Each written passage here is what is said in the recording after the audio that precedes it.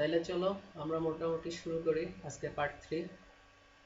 তো এখানে একটা জিনিস তোমার একটু প্রশ্ন করি যে পিপিসি, পে পার ক্লিক। এখন এই ক্লিকটা মানে পে করাটা ব্যাপারটা কেমনে কি?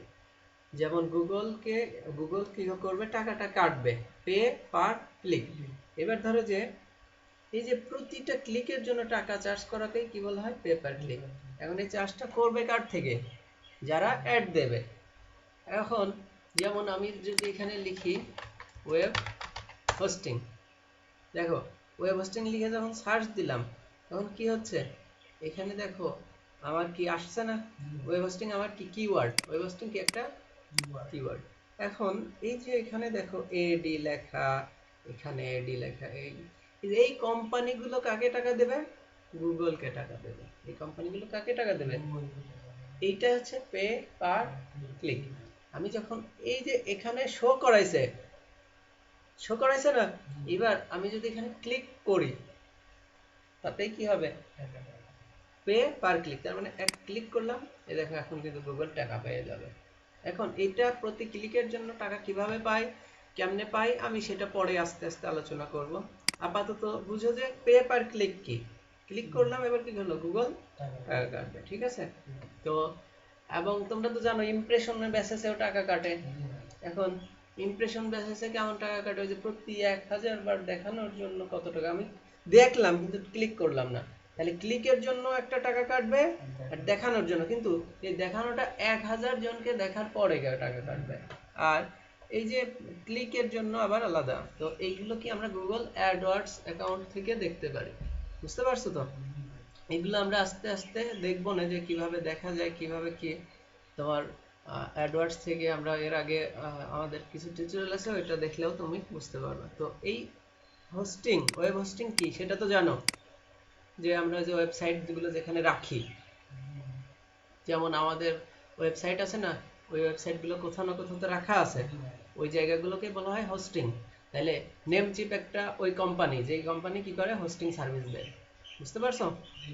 তো এই যে ওয়েব হোস্টিং লিখে সার্চ দিলাম, নেমচিপ চলে আসলো। এইভাবে নিচে দেখো আসছে আরো তোমার রিসেলার ক্লাব, তারপরে আসছে তোমার হোস্টিঙ্গার।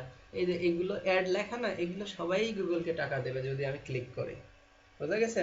এবং এই দেখো এখানে আমার একটা অ্যাপ ইনস্টল করা আছে, উবার সাজেস্ট। এই দেখো উবার সাজেস্ট নামে যে অ্যাপটা ইনস্টল করা আছে, তোমার এই অ্যাপ থেকে একটা ম্যাট্রিক্স শো করাচ্ছে। এই দেখো এখানে তাকায় দেখো, এই দেখো কিওয়ার্ডস, ভলিউম, সিপিসি, এসডি। এই দেখো সিপিসি মানে কি, কস্ট পার ক্লিক। বুঝতে পারছো তো? আর পে পার ক্লিক, সিপিসি একই জিনিস। তো এই দেখো ওয়েব হোস্টিং, এইটার জন্য গুগল $31 পর্যন্ত চার্জ করছে, কস্ট পার ক্লিক। হ্যাঁ, বুঝতে পারছো তো? তারপরে $30, মানে এটা সর্বোচ্চটা দেখাচ্ছে এরা, সর্বোচ্চটা। কিন্তু এর মিডিয়াম মাঝে মাঝে একটা কথা আছে, হাই এবং লো। তার মানে এখানে সর্বোচ্চটা দেখাচ্ছে $31, হতে পারে এটা আরো অনেক কম। আমরা গুগল অ্যাডওয়ার্ডস এর অ্যাকাউন্টে যদি ঢুকি আমরা দেখতে পাবো এই বিষয়গুলো। এগুলো নিয়ে পরবর্তীতে আলোচনা করব, আগে আমাদের বেসিক আলোচনাতে যাই। ঠিক আছে? তো আমাদের এটা ইনবাউন্ড মার্কেটিং, এই যে ল্যান্ডিং পেজ, এই যে অ্যাফিলিয়েট, এগুলো তো সবই মনে আছে। সিপিএম কি, ঠিক আছে না? এই যে ভিসিপিএম কি। আচ্ছা চলো আজকে এগুলো নিয়ে প্রশ্ন করবা, হ্যাঁ? আচ্ছা গুগল ট্যাগ ম্যানেজার কোথায়?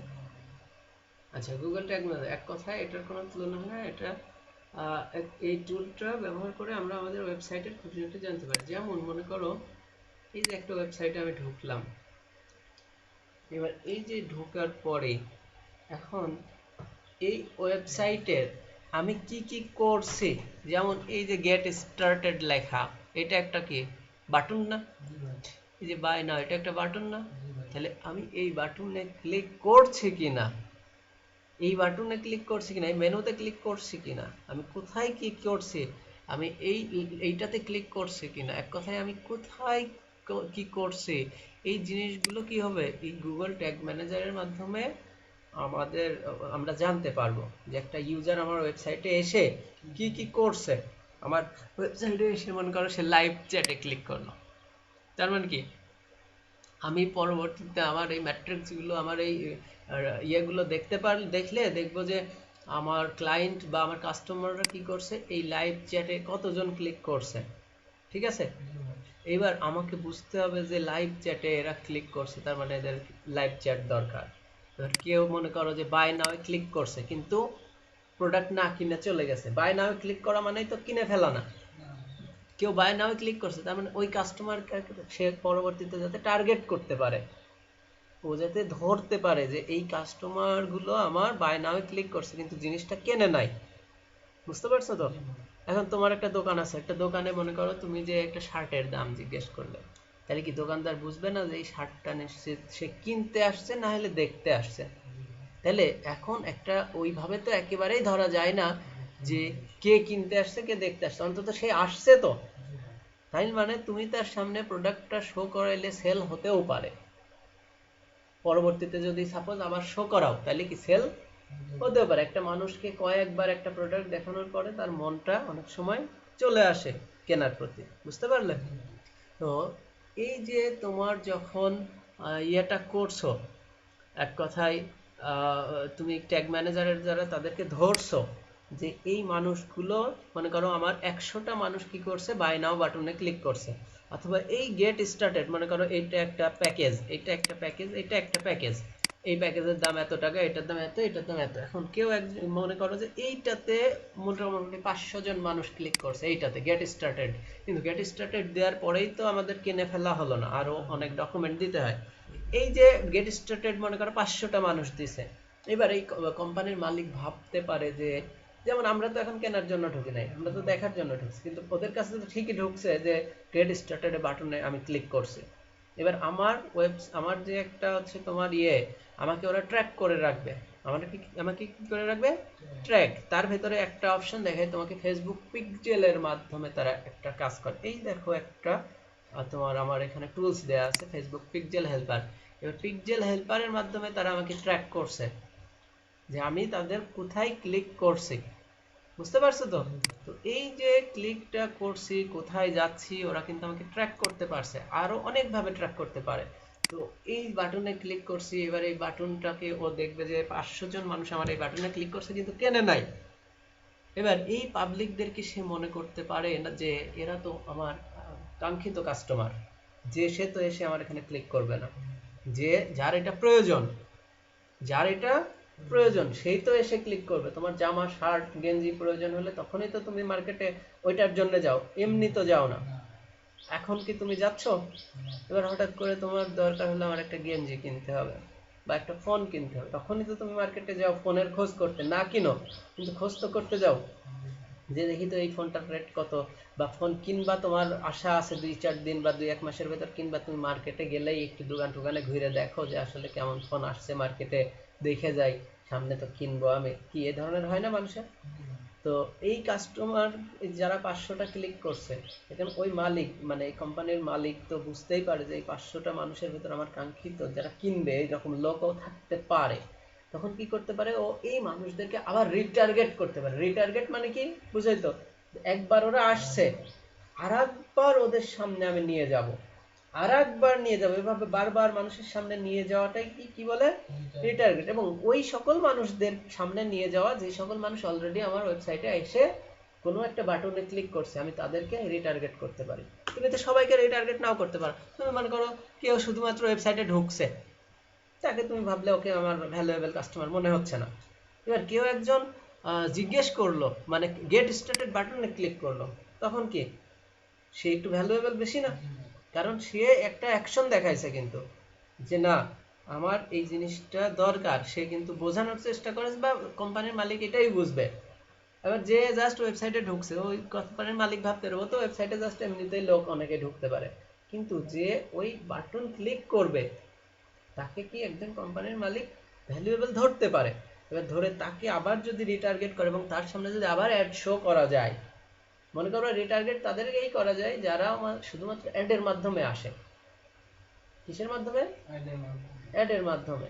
অ্যাডের মাধ্যমে বাদেও অনেক ভাবে করা যায়, কিন্তু আমরা যখন অ্যাডের কাজ করব তখন অ্যাডের মাধ্যমেই রিটার্গেটটা করা যায়। রিটার্গেট বলতে একটা মানুষকে আবার টার্গেট করা। এখন আমি একটা অ্যাড চালাইছি, সেই অ্যাডের মাধ্যমে তুমি আমার ওয়েবসাইটে আসছো।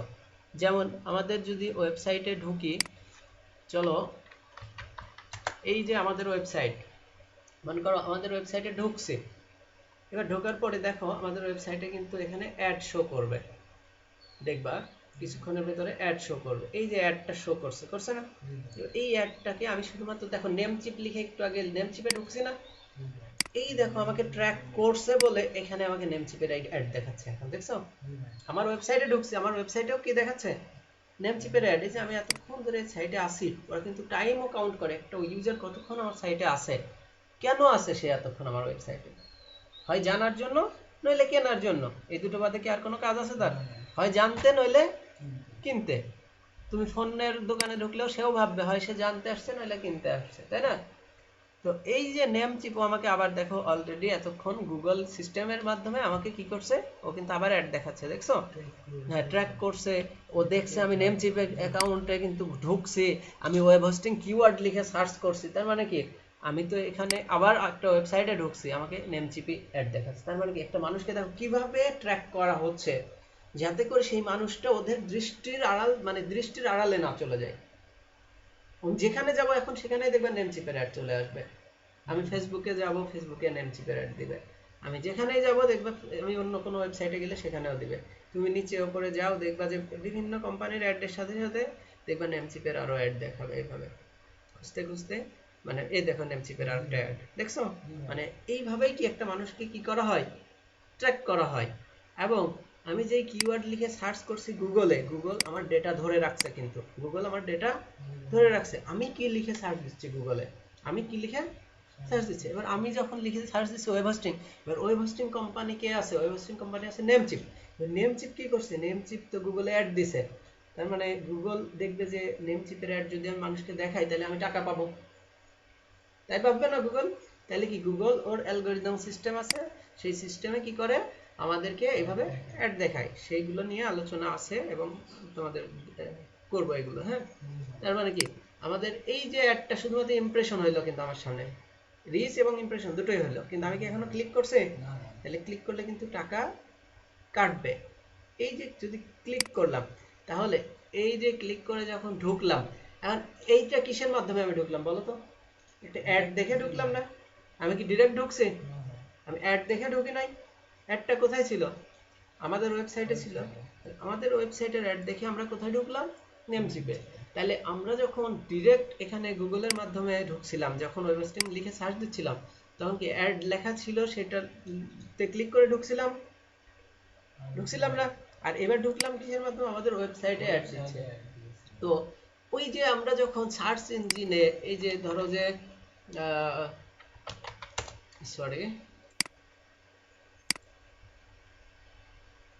মনে করো আমি যখন ওয়েব হোস্টিং লিখে সার্চ দিচ্ছি, তখন দেখো ওয়েব হোস্টিং লিখে যখনই তুমি সার্চ দিচ্ছ, তখন এই যে এখানে যে অ্যাড আসছে, এই অ্যাডগুলোকে কি বলা হয়? এই অ্যাডগুলোকে বলা হয় হচ্ছে পিপিসি ক্যাম্পেইন। ঠিক আছে? তোমার গুগল পিপিসি মানে হচ্ছে পে পার ক্লিক, এখানে ক্লিক করলে টাকা কাটবে। তার মানে কি এই অ্যাডগুলোকে তোমার সামনে জাস্ট সার্চ ইঞ্জিনের মাধ্যমে শো করাচ্ছে। কিসের মাধ্যমে? গুগল তো একটা সার্চ ইঞ্জিন, ওর মাধ্যমে শো করাচ্ছে। আর একটু আগে শো করাইলো কার মাধ্যমে? আমাদের ওয়েবসাইটের মাধ্যমে। এইটাও অ্যাড, তো এইটা জাস্ট সার্চ ইঞ্জিনের অ্যাড। ঠিক আছে? SEM, সার্চ ইঞ্জিন মার্কেটিং, যেটাকে বলা হয় SEM, সার্চ ইঞ্জিন মার্কেটিং। এইটা হচ্ছে সার্চ ইঞ্জিনের মাধ্যমে। আর এখানে ঢুকলে কিসের মাধ্যমে দেখাচ্ছে? এখানে ঢুকলে আমাদের ওয়েবসাইটের মাধ্যমে। এটাকে বলা হয় ডিসপ্লে অ্যাড।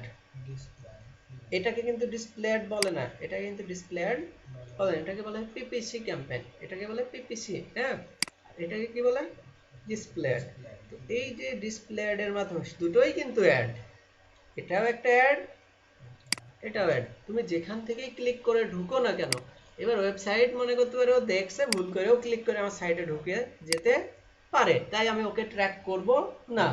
কিন্তু যে সাইটে ঢুকে সাপোজ 10-15 মিনিট সময় ব্যয় করছে কেউ, এই যে ফাইন্ড ইওর হোস্টিং বা এইগুলো সবই কি অ্যাকশন বাটন। কেউ মনে করছে যে আমরা এটাতে ক্লিক করব, এগুলোতে কেউ একজন মনে করো যে ক্লিক করছে, তার মানে কি ও ভাববে যে এই লোকটা এই বাটন টাটনে ক্লিক করছে, তার মানে কেন করছে, এ তো নিশ্চয়ই আমার কাঙ্ক্ষিত পার্সন হতে পারে। তাই ওকে আবার যাতে ওর সামনে এই অ্যাডটা যায়, যেমন আমি এখন ধরো সাপোজ অন্য একটা ওয়েবসাইটে ঢুকছি, মনে করো যে আচ্ছা ওয়েব হোস্টিং লিখে সার্চ দিলাম, এবার ওয়েব হোস্টিং লিখে সার্চ দিলে এবার আমি ঢুকলাম ধরো যে অন্য একটা ওয়েবসাইট, মনে করো যে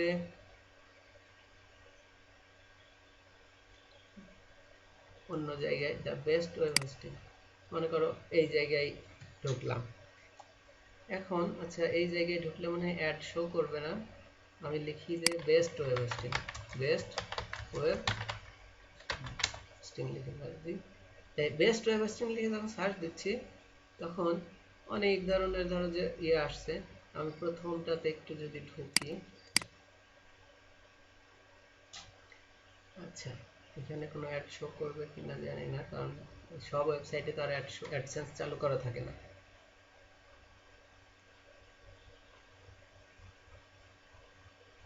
আচ্ছা মনে করো যে আমি আবার আর একটা ওয়েবসাইটে ঢুকলাম, এবার এই ওয়েবসাইটে ঢোকার পরে ওই যে নেম চিপের অ্যাডটা দেখলাম আমাদের ওয়েবসাইটে ঢোকার পর, এখানেও দেখছি যে ওই নেম চিপেরই কোনো না কোনো জায়গায় মনে করো অ্যাড দেখাচ্ছে। তার মানে কি আমি এখন যেখানে যাচ্ছি আমাকে সেখানেই কি করছে, ওরা ট্র্যাক করছে যে আমি যেখানে ঢুকছি সেখানেই আমাকে অ্যাড দেখাচ্ছে। তার মানে কি আমাকে ওরা রিটার্গেট করছে, আমাকে কি করছে রিটার্গেট। আপনার অন্য একটা সাইডে ঢুকে ওই সাইডের একটাও কি আর আগের সাইডের একটাও কি ওই একটা সাইডেই শো করাবে, মানে নেম চিপে ঢুকলেন, ঢোকার পর ওই নেম চিপের একটা অ্যাড আছে, আর একটা সাইডেও ঢুকলেন ওই সাইডেরও অ্যাড আছে তোমার, হ্যাঁ এইভাবে দেখায়, এইভাবে তোমার প্রায়োরিটি অনুপাতে দেখায়, কারণ গুগলকে কে কত বেশি টাকা দিচ্ছে এর ভ্যালু, এর কিছু সিস্টেম আছে। গুগল কার অ্যাড, এই যে আমি সার্চ দিলাম বেস্ট ওয়েব হোস্টিং, দেখো এই ওই ওয়েবসাইটটাকে প্রথমে দেখাইছে, এই ওয়েবসাইটটাকে কেন এই ওয়েবসাইটটাকে প্রথমে দেখালো, কারণ গুগলের কিছু সিস্টেম আছে, গুগলকে এর ভেতরে কে বেশি টাকা দিচ্ছে। এই যে একটা কিওয়ার্ড বেস্ট ওয়েব হোস্টিং, এটা একটা কিওয়ার্ড, এই কিওয়ার্ডের উপর ভিত্তি করে কে গুগলকে বেশি টাকা দিচ্ছে। এবার গুগল দেখছে যে আমাকে বেশি টাকা দিচ্ছে এই কোম্পানি, ঠিক আছে ওকে আগে শো করাবে। এখন এখানে একটা কথা যে আগে বেশি টাকা দিলেই যে ওকে শো করাবে তা কিন্তু আবার না, এর ভেতর লেখালেখির ব্যাপার আছে যে কার লেখা কত সুন্দর, কারণ ওয়েবসাইটের ভেতর কন্টেন্ট লেখার ব্যাপার আছে না। এবার কে কত মানুষকে বোঝানোর মতো করে লিখছে, এটা একটা ব্যাপার আছে।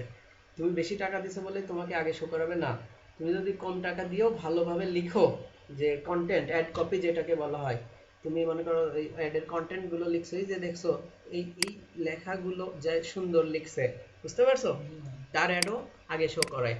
তারপরে তোমার ওয়েবসাইটে কল টু অ্যাকশন বাটন, মানে তোমার ওয়েবসাইটের লুকটা কেমন দেখতে, তোমার ওয়েবসাইট ফাস্ট কিনা নাকি স্লো, তোমার ওয়েবসাইটের আউটলুক মানে দেখতে কেমন, তোমার ওয়েবসাইটের লোগো ঠিক আছে কিনা, তোমার ওয়েবসাইটের কল টু অ্যাকশন বাটন আছে কিনা ঠিক মতো। একটা মানুষ এখানে আসলো, সে মনে করো কিনতে চায় ব্লুহোস্ট থেকে, এবার এখান থেকে ব্লুহোস্টে ঢোকার কোনো অপশন নাই, মনে করো এখানে ক্লিক করছি আমি, কোনো অপশন নাই, তখন কি আমি কি এই কোম্পানিতে ঢুকতে পারবো এখান থেকে? কিন্তু এরা দেখো ঢোকার জন্য ভিজিট সাইট দিয়ে রাখছে। তার মানে কি একটা সাইটের সাজানো গোছানো বিভিন্ন ম্যাট্রিক্সের উপরে, বিভিন্ন ব্যাপার স্যাপারের উপরে গুগল কি করে, তাকে আগে পেছনে দেয়, র্যাঙ্ক দেয়। বোঝা গেছে কি অ্যাড র্যাঙ্ক, এগুলো তো বলা হয় অ্যাড এর দিক থেকে তাকে র্যাঙ্ক দেওয়া হয়।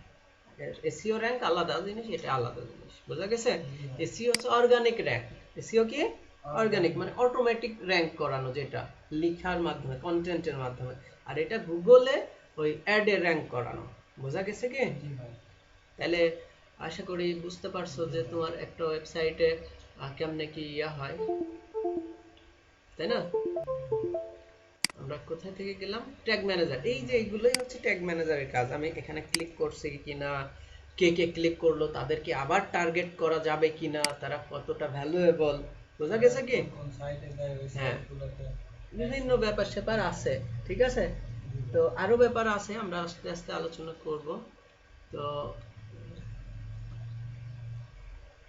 বুঝতে পারছো কি, এই আমি কোন পর্যন্ত ছিলাম যেন, না না এই যে এই কুকিজ।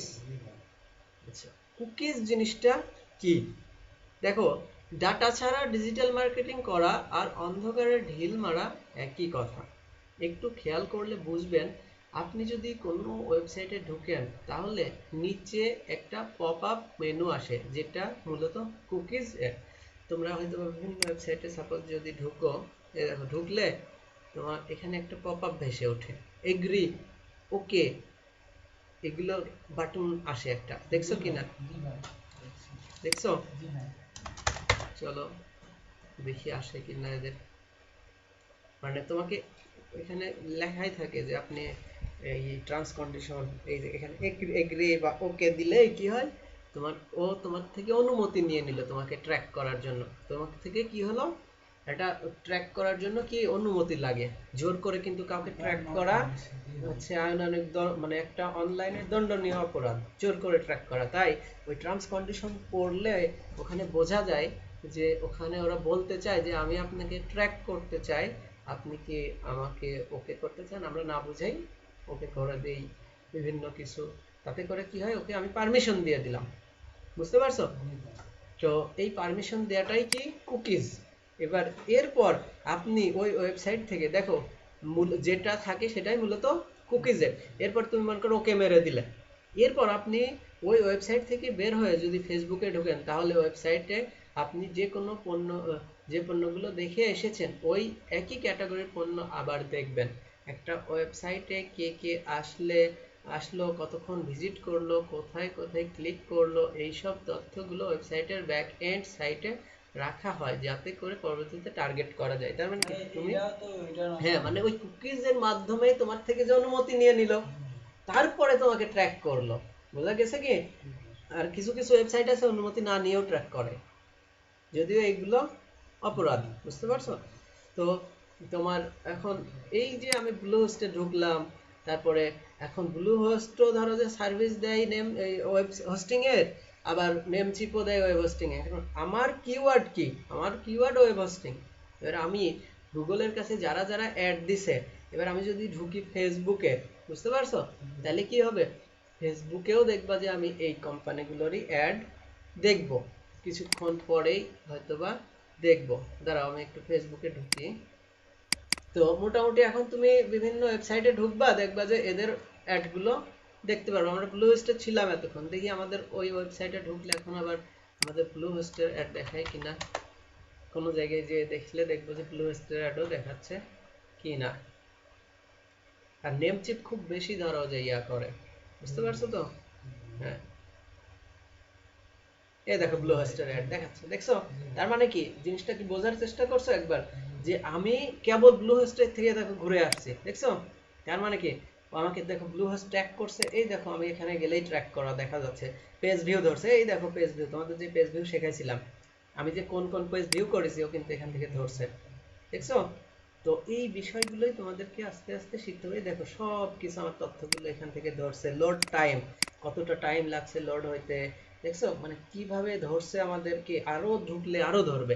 আমি গেট স্টার্টেড বাটনে ক্লিক করলে দেখবা যে আমাদের আরো ট্র্যাক ধরবে, যে আমি গেট স্টার্টেড বাটনে ক্লিক করছি তার মানে আবার আমাকে ট্র্যাক করবে যে আমি কতটা ভ্যালুয়েবল। এই জিনিসটা আমার দরকার না হলে তার আমি গেট স্টার্টেড এমনি ক্লিক করি নাই, এমনি ক্লিক করছে। সো ও তো আর জানছে না আমি কেনার জন্য না দেখার জন্য। এবার দেখো 4 হয়ে গেছে, এখানে 3 ছিল 4। দেখো এখানে ফেসবুক পিক্সেল বাটন ক্লিক, দেখছো বাটন ক্লিক ধরছে, তার মানে কি আমি বাটনে ক্লিক করলাম না কেবল, গেট স্টার্টেড এটা তো একটা বাটন। তার মানে কি এই দেখো গেট স্টার্টেড এর একটা বাটনে ক্লিক ধরছে।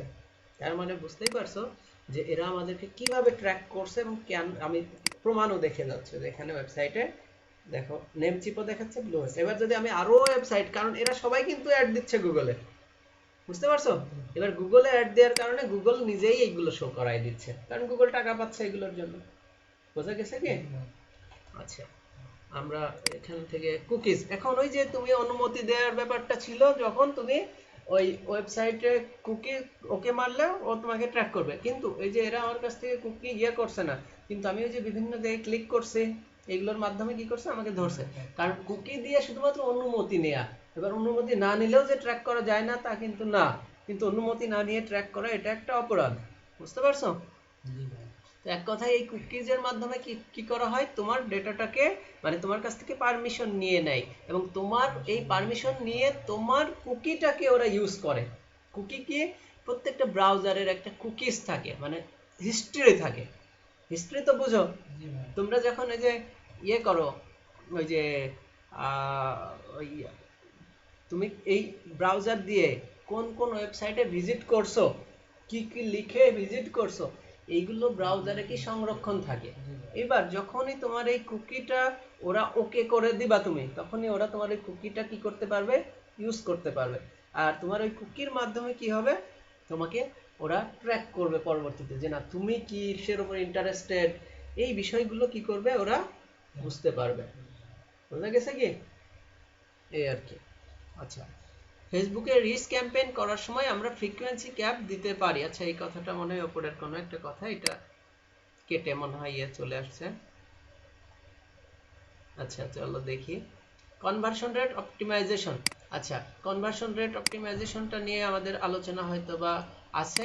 মানে এটা মানে বোঝায় যে তুমি কনভার্সন কি পরিমাণ হচ্ছে, মানে কি পরিমাণ তুমি যেটা কনভার্সনটাকে ধরছো, সাপোজ সেল হতে পারে তোমার কনভার্সন, তোমার কনভার্সন হতে পারে মেসেজ, তোমার কনভার্সন হতে পারে লিংক, তোমার একটা বাটন ক্লিক হতে পারে কিনা। তাহলে তোমার যদি কনভার্সন হয় বাটন ক্লিক, তাহলে তোমার ওই বাটনে কি পরিমাণ মানুষ হচ্ছে ক্লিক করছে, তোমার ওই ফর্ম কি পরিমাণ মানুষ ফিল আপ করছে, কি পরিমাণ মানুষ তোমাকে মেসেজ করছে, এগুলোই কি তোমার কনভার্সনের যে রেঞ্জটা, যে মানুষ হ্যাঁ ভালোই আসছে কিন্তু বা মানুষ আসছে না, এই বিষয়গুলোই কি অপটিমাইজ করাটাকে কি বলা হয়, কনভার্সন রেট অপটিমাইজ। সিপিএ আর সিটিআর দুটো মনে করো একই কথা, ঠিক আছে। সিপিএ আর CTR, cost per acquisition, cost per acquisition আর কস্ট পার রেজাল্ট। সিপিএ মানে কস্ট পার অ্যাকুইজিশন আর সিপিআর মানে কস্ট পার রেজাল্ট। এখানে বোঝাচ্ছে প্রতিটা রেজাল্টের জন্য, মানে একটা রেজাল্ট আনতে আপনার কত টাকা খরচ হচ্ছে, বুঝতে পারছো। সিপিআর আর সিপিএ মানে একটা রেজাল্ট আনতে কত টাকা খরচ হচ্ছে, তোমার এই যে কনভার্সন পড়ছো, ওই একটা কনভার্সন আনতে কত টাকা খরচ হচ্ছে, এটাই হচ্ছে সিপিএ সিপিআর।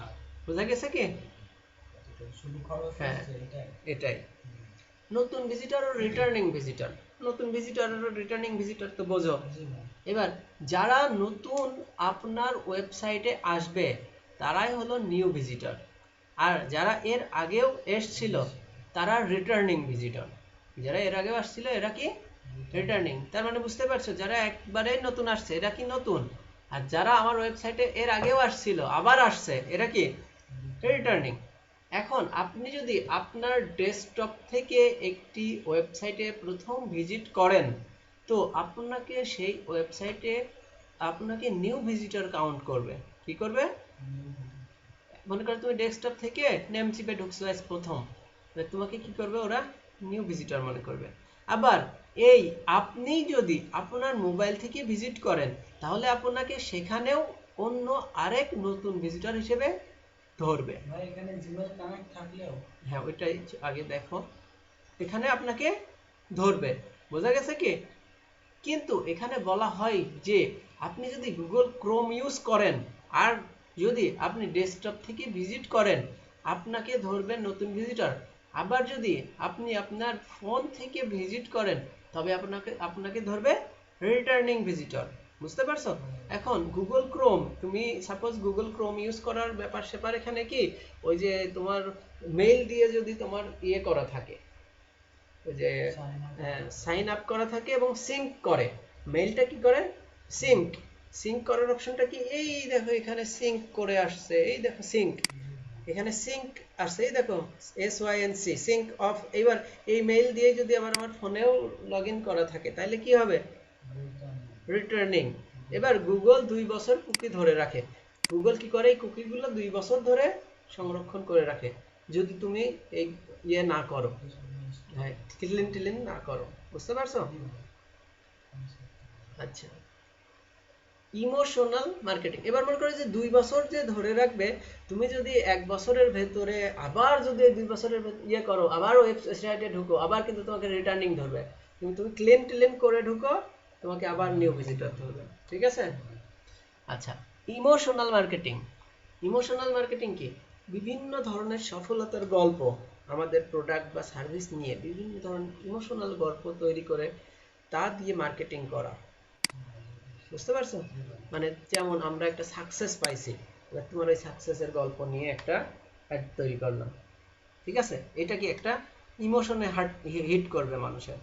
যেমন কোনো একটা অ্যাড ক্রিয়েট করা হলো যেখানে শুধু প্রোডাক্ট নিয়েই কথা বলছে, আর আরেকটা অ্যাডে একটু গল্প বলেছে, আপনার ইমোশনে হিট করেছে, আপনাকে হাসিয়েছে, কাঁদিয়েছে, আবার প্রোডাক্ট নিয়েও কথা বলেছে। আসলে মানুষ পরের অ্যাডটা দেখেও মজা পাবে, আবার কিনবেও। এক কথায় একটা মানুষকে যদি দুই রকমের দেখানো হয়, শুধুমাত্র প্রোডাক্ট কিনুন, প্রোডাক্ট কিনুন, এই জিনিসটা কিনুন, এইভাবে বললো কেউ, আর একজন একটা গল্প সাজায় দিল, তার আপনার ধরো চুলের নোংরা টোংরা দেখায় যে আপনি সারাদিন রোদের ভিতরে ঘুরছেন, মাথায় কত নোংরা ঢুকছে, এই সবের পরে যে তোমাকে বললো আপনার জন্য আছে কি এই তেলটা, তখন আপনি বা এই শ্যাম্পুটা, এইটা মাখলে আপনার সব ওকে।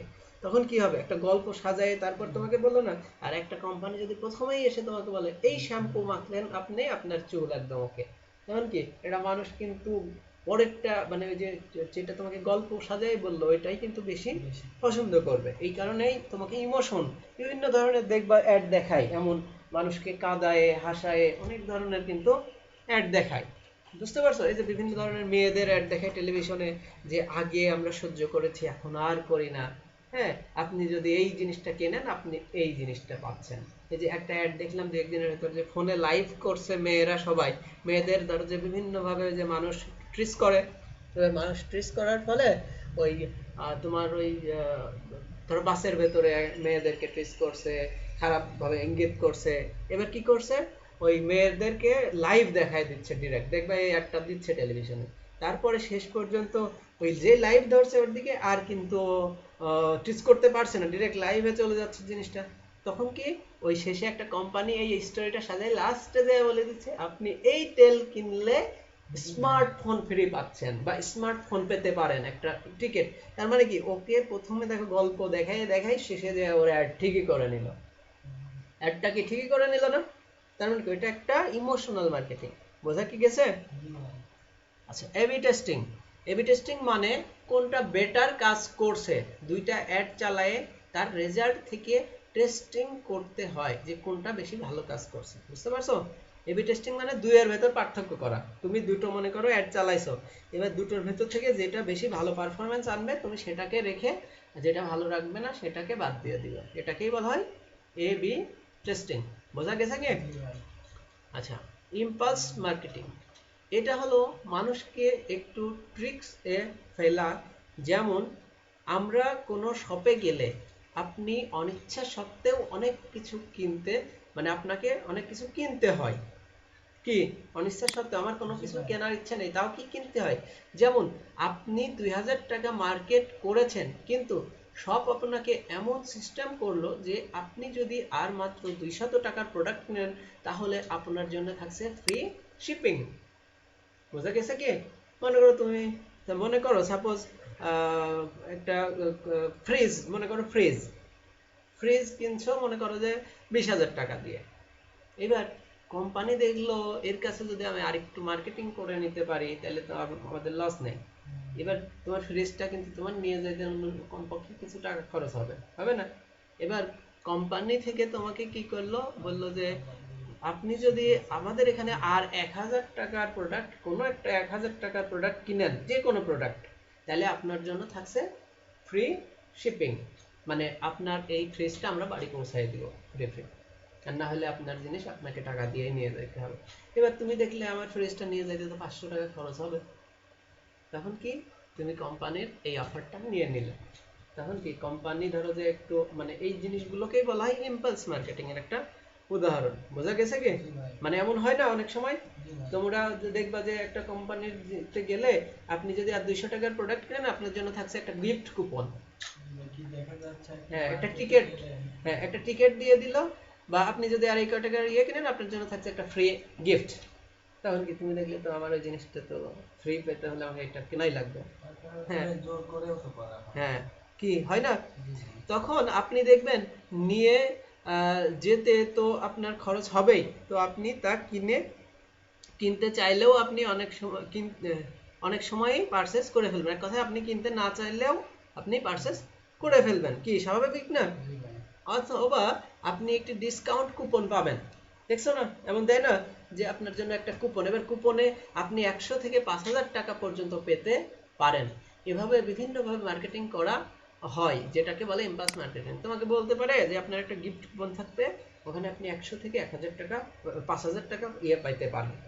তুমি দেখলে যে 5,000 টাকা যদি বেঁধে যায় আমার, ওরা তো বাঁধবে, 100 টাকাও বাঁধতে পারে, 200 টাকাও বাঁধতে পারে। এটা কোম্পানির কি একটা ইয়ে আছে, সিস্টেম আছে, দেখছো কিনা এমন? জি ভাই। আচ্ছা, শিওর তো? জি ভাই। মানে এই মার্কেটিং গুলো কিন্তু জেনারেলি হয়। আমি কিন্তু তোমাদেরকে জাস্ট ওই কথাগুলোই কি করছি, ওই মার্কেটিং এর সিস্টেমটাই শেখাচ্ছি, বুঝতে পারছো কি? জি ভাই।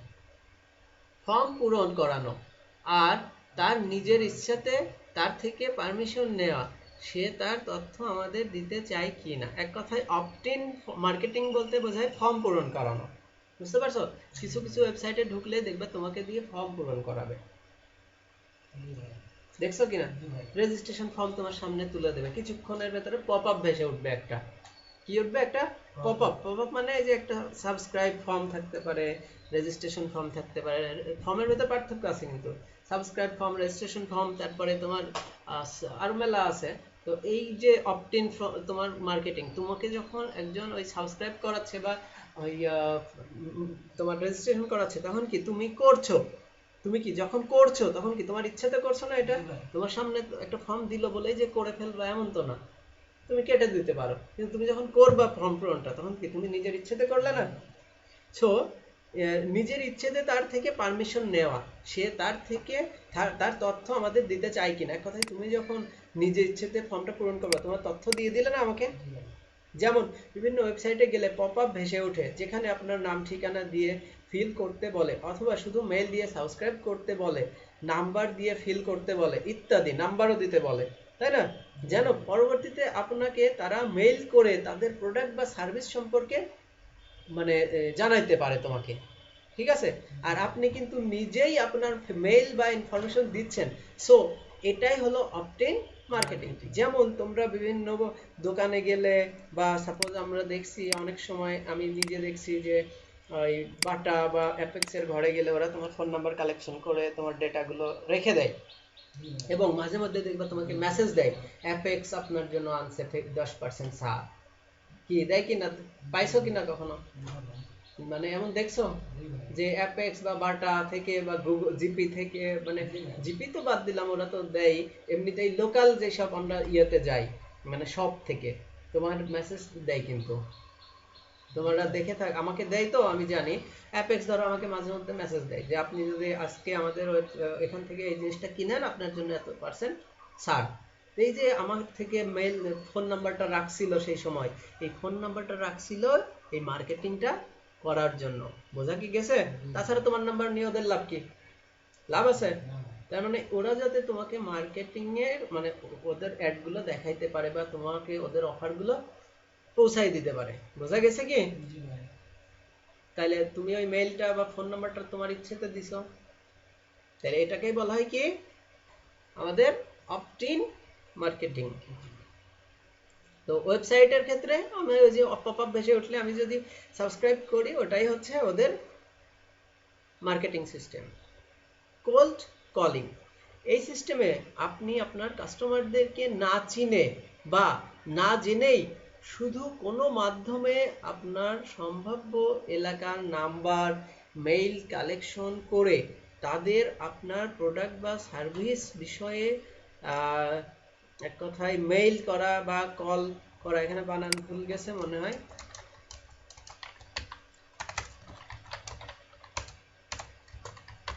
মেইল করা বা কল করা হয়, তাতে আপনার সার্ভিস নিতেও পারে, নাও নিতে পারে। তবে কল করা বা মেইল করা বা মেসেজ করা হয়, এতে বর্তমানে খুব কাজ হয় না, তবে তবু করা হয়।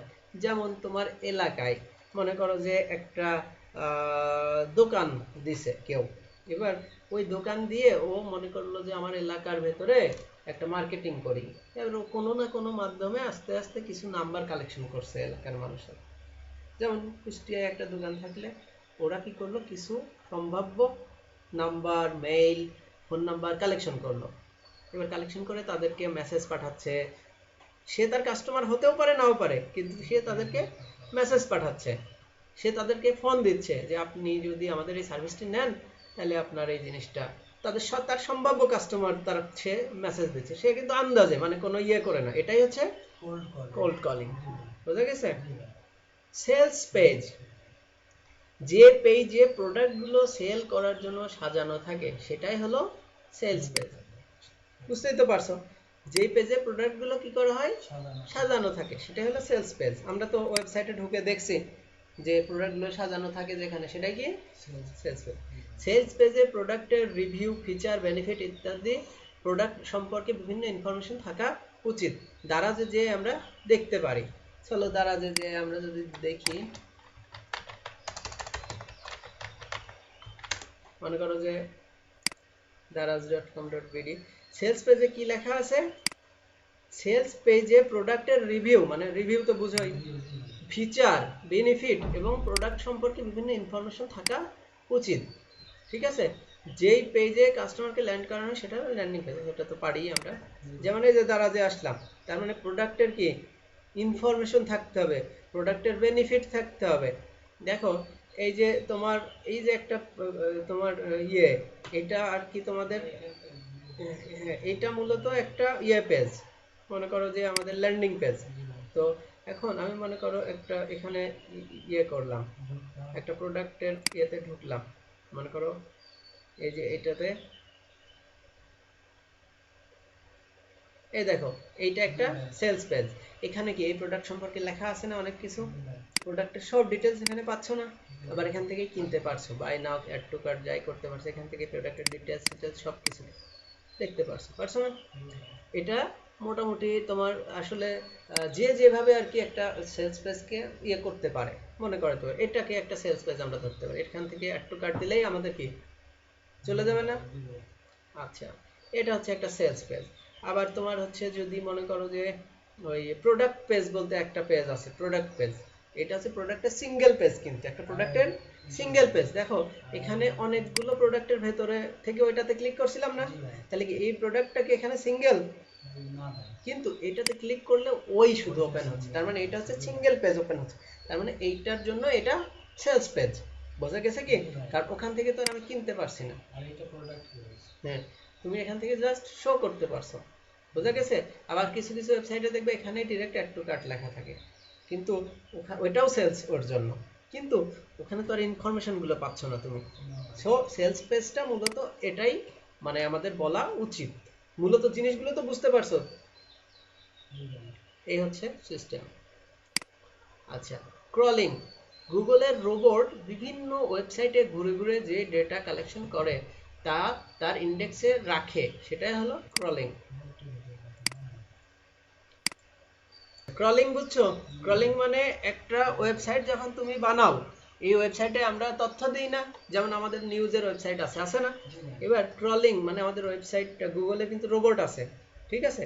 এবার গুগলের রোবট কিন্তু আমার ওয়েবসাইটটাকে ওর ইন্ডেক্স, মানে ওর মনে করো যে স্টোরেজ আছে, ইন্ডেক্স মানে ওর রাখার জায়গা আছে, আমার কন্টেন্টগুলো, আমার লিঙ্কগুলো ওর রাখার মতো জায়গা আছে।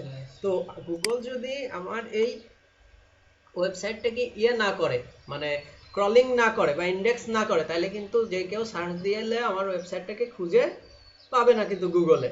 বুঝতে পারছো? সাপোজ আমরা যদি এখানে এখন লিখি, মনে করো অনলাইন, এই দেখো অনলাইন বিডি নিউজটা শুধুমাত্র লিখে যদি সার্চ দিই, দেখা যাবে যে আমাদের ওয়েবসাইটটা এখানে আসতে, আচ্ছা এই দেখো আমাদের ওয়েবসাইটের, না ফেসবুক পেজ আসছে কিন্তু ডিরেক্ট ওয়েবসাইটে আসার কথা ছিল, এই দেখো আসছে, দেখছো? অনলাইন বিডি নিউজ একসাথে লিখে সার্চ দিছি, তার মানে কি এই যে আমাদের ওয়েবসাইটটা যে আছে, তাহলে কি আমাদের গুগলে দেখো প্রথম 10-এর ভেতরে আমার ওয়েবসাইটটা আছে। তো এই দেখো একটা পেজ আছে, এই যে এইটা আছে, মোটামুটি না, এটা এটা আমাদের না। এই যে সবাই কিন্তু আসছে, তার মানে কি এদেরকে কি করছে, এই কিওয়ার্ডের ভিত্তিতে এদেরকে গুগল ক্রল করছে, গুগল কি করছে, হ্যাঁ র্যাঙ্ক দিছে এই কিওয়ার্ডটার উপর ভিত্তি করে। এই যে আমার এই লিঙ্কটাকে সে মানে র্যাঙ্ক দিছে, যার কারণে কি হয়েছে, আমার এই লিঙ্কটাতে যদি ঢুকি তখন দেখবা আমার এই লিঙ্কে দেখো আমার ওয়েবসাইটে ঢুকায় নিয়ে যাচ্ছে, দেখছো আমার ওয়েবসাইটে ঢুকায় নিয়ে গেল না। তাহলে এই যে এখন দেখো, এখানে ওয়েবসাইটে এই যে ঢোকা হচ্ছে বা গুগল টাকা কাটতেছে না। না এটাতে টাকা কাটবে না, কারণ অর্গানিক অটোমেটিক সিস্টেমে আসলো। এবার একটা জিনিস দেখেই নাও, এখানে দেখো একটু আগে আমি ওয়েব হোস্টিং নিয়ে ঝাপাঝাপি করছিলাম, যার কারণে এবার দেখো ক্লাউড বেসড ওয়েব হোস্টিং, দেখো আরেকটা কোম্পানির অ্যাড আমাকে এখানে কি করছে, শো করাইছে। আমি যদি এখন এইটাতে ক্লিক করি এই ওয়েবসাইটটা থেকে কিন্তু টাকা কাটবে এই কোম্পানির কাছ থেকে। দেখো এইটাতে ক্লিক করলাম, এবার দেখো আমাকে অন্য আরেকটা কোম্পানি নিয়ে গেল, দেখছো তার মানে কি আমি একটু আগে ওয়েব হোস্টিং নিয়ে ঝাপাঝাপি করে আসলাম না, যার কারণে আমাকে দেখো এখন অন্য কোম্পানির অ্যাডও দেখাচ্ছে। তার মানে কি আমি কি এই কোম্পানিতে ঢুকছি, আমি কিন্তু এই কোম্পানিতে ঢুকেই নাই, কিন্তু এই কোম্পানির অ্যাড আমার এখানে শো করছে, দেখছো। তো বুঝতেই পারছো যে কিভাবে মানুষকে ট্র্যাকিং করে প্রোডাক্ট সেল করা হচ্ছে। তার মানে তোমাকে এই ট্র্যাকিং গুলো শিখতে হবে, ঠিক আছে, যাতে করে আমরা মানুষের সার্ভিস দিতে পারি এইভাবে, মানুষের অ্যাড গুলোকে আমরা মানুষের সামনে এইভাবে মানে দেখাইতে পারি বারবার। বোঝা গেছে কি? তাহলে কি আমরা কি শিখলাম, ক্রলিং মানে এক কথায় আমার এই ডেটা, আমার এই লিঙ্ক গুলোকে গুগল কি করছে, তার ইন্ডেক্সে রেখে দিচ্ছে, হ্যাঁ তার স্টোরে রেখে দিচ্ছে। মানুষ যখন সার্চ দিচ্ছে তার স্টোর থেকে কি করছে, গুগল বলছে আমার স্টোরে এই লিঙ্কটা আছে তুমি দেখতে পারো, তখন আমি যে ঢুকলেই পেয়ে গেলাম। এটা হচ্ছে ক্রলিং। এবার যদি ক্রলিং না করতো তাহলে কি হতো, আমার এটা দেখতে পাইতাম না। সাপোজ চলো আমি এইটাকে যদি কপি করি, আর একটুখানি চলো আমি যদি আমি লিখি কনসোল, গুগল সার্চ কনসোল, মানে একটু ভিডিওটা পজ করি, আগে সার্চ কনসোলে ঢুকি। গুগল সার্চ কনসোল, এই যে তোমার এই আমাদের যে লিঙ্কটা গুগলে দেখলাম, এই লিঙ্কটা গুগলে আছে কি না আমরা বোঝার জন্য এখান থেকে কি করতে পারি, দেখতে পারি। এই দেখো এখানে যে যদি আমি সার্চ দিই তাহলে বুঝবো, গুগল বলে দেবে যে এই ইন্ডেক্স, দেখো ইন্ডেক্স, গুগলের ইন্ডেক্সে আমি চেক করছি আমার এই লিঙ্কটা গুগলে, এই দেখো ইউআরএল ইজ অন গুগল, তার মানে কি এই ইউআরএলটা গুগলে আছে, তার মানে গুগল ক্রল করছে, নইলে কিন্তু আমাকে দেখাইতো না ওখানে। আর আমি যদি যে কোনো ইউআরএল নেই, মনে করো আমি অথরটুকু নেই, যদি শুধু দেখি গুগল কি বলে, সরি দেখো এই দেখো URL is not on Google, তার মানে এই ইউআরএলটা গুগল ক্রল করে নাই। বোঝা গেছে কি? তার মানে ক্রলিং সিস্টেমটা। আর এটা আমাদের সার্চ কনসোল কি, এই যে আমাদের ওয়েবসাইটের ম্যাট্রিক্স, আমার ওয়েবসাইটে মোট কতজন ঢুকছে, এই যে কেমনে কি, এই বিষয়গুলো শিখতে হবে, ঠিক আছে তো। এই দেখো এই যে এখানে 110 টোটাল ওয়েব সার্চ ক্লিক, এই যে এখানে পারফরম্যান্স, এখানে তোমার মানে সব বিষয় সম্পর্কে কি আমাদের আস্তে আস্তে জানতে হবে। এই দেখো CTR, average CTR, click through rate, আমরা কিন্তু এগুলো কেন শিখছি বুঝতেই তো পারছো। এভারেজ পজিশন, দেখছো মানে প্রত্যেকটা জিনিস, এই দেখো মানুষ কোন কিওয়ার্ডের উপর ভিত্তি করে আমাদের ওয়েবসাইটে আসছে, এই দেখো সবগুলো কি এখানে দেখাচ্ছে। ক্লিক আর্ট, ইমপ্রেশন, এই দেখো ইমপ্রেশন হচ্ছে 193, এই দেখো সবগুলো দেখছো। তার মানে কি এই বিষয়গুলো আমাদেরকে শিখতে হবে, ঠিক আছে। জাস্ট এখনকার সময় দেখে যাও, জাস্ট দেখে যাও, আর আমি যা দেখাচ্ছি এগুলো নিয়ে দেখতে থাকো। কিন্তু ওই মুখস্থ করে ফেলতে হবে এখনই এমন কিন্তু না, আস্তে আস্তে শিখতে হবে, ঠিক আছে। তুমি আপাতত যা দেখাচ্ছি মনে করো পরিচিত হচ্ছে, আমি এগুলোর সাথে পরিচিত হচ্ছি, বোঝা গেছে কি? আচ্ছা, তাহলে এখন যদি আমরা যাই সাইট ম্যাপ। আচ্ছা সাইট ম্যাপ নিয়ে আমি একটু আলোচনা করি, চলো। সাইট ম্যাপ থাকা খুবই জরুরি, গুগলের রোবট সাইট ম্যাপ থেকেই নতুন নতুন ডেটা ক্রল করে। তার মানে কি একটা সাইট ম্যাপ, যেমন আমার ওয়েবসাইটে কিন্তু সাইট ম্যাপ আছে, এই দেখো সাইট ম্যাপ লেখা, দেখছো। তার মানে একটা ওয়েবসাইটে যখন সাইট ম্যাপ থাকে তখন কি হয়, এই দেখো সাইট ম্যাপে ক্লিক করলে তোমার দেখবা, এই দেখো আমার সাইট ম্যাপে পেজ আছে, পোস্ট গুলো আছে, এই দেখো প্রত্যেকটা ক্যাটাগরি আকারে সাজানো আছে, দেখছো মানে কোন ক্যাটাগরির আন্ডারে কি আছে এগুলো কি আমি আলাদা আলাদা ভাবে গুগলকে দেখাই দিচ্ছি। হ্যাঁ এটাই হচ্ছে সাইট ম্যাপ। মানে একটা সাইট ম্যাপে কি হয়, মানে তোমার ওয়েবসাইটের ম্যাপিংটা থাকে এখানে। হ্যাঁ, তোমার ওয়েবসাইটের একটা ম্যাপ, আমার ওয়েবসাইটে পেজ আছে এতগুলো, একবারে দেখে এক এক ঝলকে দেখে ফেলছে। পোস্ট আছে কি, এ দেখো কোভিড-19 এর উপরে একটা ক্যাটাগরি, পোস্ট পেজ কোন কোন ক্যাটাগরির উপর, কোভিড-19 আমার একটা ক্যাটাগরি, কোভিড-19 এ এতগুলো পোস্ট আছে। ইংলিশ নামে একটা ক্যাটাগরি রাখছি আমি, ইংলিশ ক্যাটাগরিতে দেখো এতগুলো পোস্ট আছে। তারপর ইন্টারন্যাশনাল ক্যাটাগরিতে এই যে এতগুলো পোস্ট আছে, এই যে ইউটিউব ক্যাটাগরিতে এই পোস্টগুলো, অন্যান্য ক্যাটাগরিতে এই পোস্টগুলো, আত্মহত্যা, আন্তর্জাতিক, সবগুলো কি একবারে এক জায়গায় পেয়ে যাচ্ছি না? এবার এইটা যদি আমি আলাদা আলাদা দেখতাম, অনেক কষ্ট করে খুঁজে খুঁজে বের করা লাগতো। তো এটাই কি একটা সাইট ম্যাপ, বুঝা গেছে? আচ্ছা, ALT অ্যাট্রিবিউট, ইমেজের অল্টারনেটিভ টেক্সট, একটা ওয়েবসাইটকে সার্চ ইঞ্জিন ফ্রেন্ডলি করে করে এক কথায় আমার কি ALT হচ্ছে একটা অ্যাট্রিবিউট, ALT একটা অ্যাট্রিবিউট। HTML যখন শিখবা বা শিখছো যখন, তখন তোমরা এই ALT সম্পর্কে ধারণা আসবে। ALT মানে কি, alternative text, alternative text. Suppose এই যে একটা ইমেজ, মনে করো আমার ওয়েবসাইটে, সাপোজ এইটা না, আমাদের মেইন ওয়েবসাইটে ঢুকি, মনে করো এই যে সাইটটা দেখো এখন লোড হইতে দেরি হচ্ছে না, এখানে কিন্তু একটা ইমেজ আছে, আছে কিনা? কিন্তু ইমেজ এখনো শো করছে? তাইলে এই ইমেজটা মনে করো শো করলোই না কোনোভাবে, এখনো দেখো শো করেনি, করছে? তাহলে এই যখন ইমেজ শো করবে না, এখন মানুষ তো মনে করো যে ইয়া হয়ে যাবে, যে এখানে কি ছিল আসলে তার তো বোঝা উচিত। তো তখন এখানে যাতে তোমার ওই নামটা শো করে, ইমেজের একটা নাম, এলটির ভেতরে একটা টপিকস লিখে দিতে হবে তোমার ওই ইমেজ রিলেটেড। সাপোজ এখানে মনে করো একটা গরুর ইমেজ ছিল, তুমি যদি লিখে দিতে যে এইটা একটা গরুর ইমেজ, এএলটি একটা অ্যাট্রিবিউটের ভেতর, তখন কি হবে, তখন এখানে ওই লেখাটা শো করবে, এখানে ওই লেখাটা শো করবে। এখানে মনে হয় আমাদের এই নিউজটা যখন দিছে এএলটিটা ইউজ করে নাই, বুঝতে পারছো? এএলটি ইউজ করলে কি হয়, ওই ইমেজটার বদলে ওই লেখাটা শো করে ওখানে, বুঝতে পারছো? তখন কি হয়, মানুষ ওই ইমেজ না দেখলেও বুঝতে পারে যে আসলে এখানে কি ধরনের ইমেজ ছিল, বোঝা গেছে কি?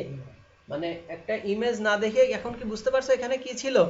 কিন্তু এখানে যদি সাপোজ লেখা থাকতো, মনে করো যদি লেখা থাকতো যে এখানে তো তাও উপরে ডিটেলস আছে, কিছু কিছু জায়গায় তো থাকবে না, তখন এই ইমেজের লেখাটাই যদি এখানে থাকতো, তখন কি বুঝতে পারতে না যে আসলে মানে এই ইমেজটা এইটার জন্য ছিল।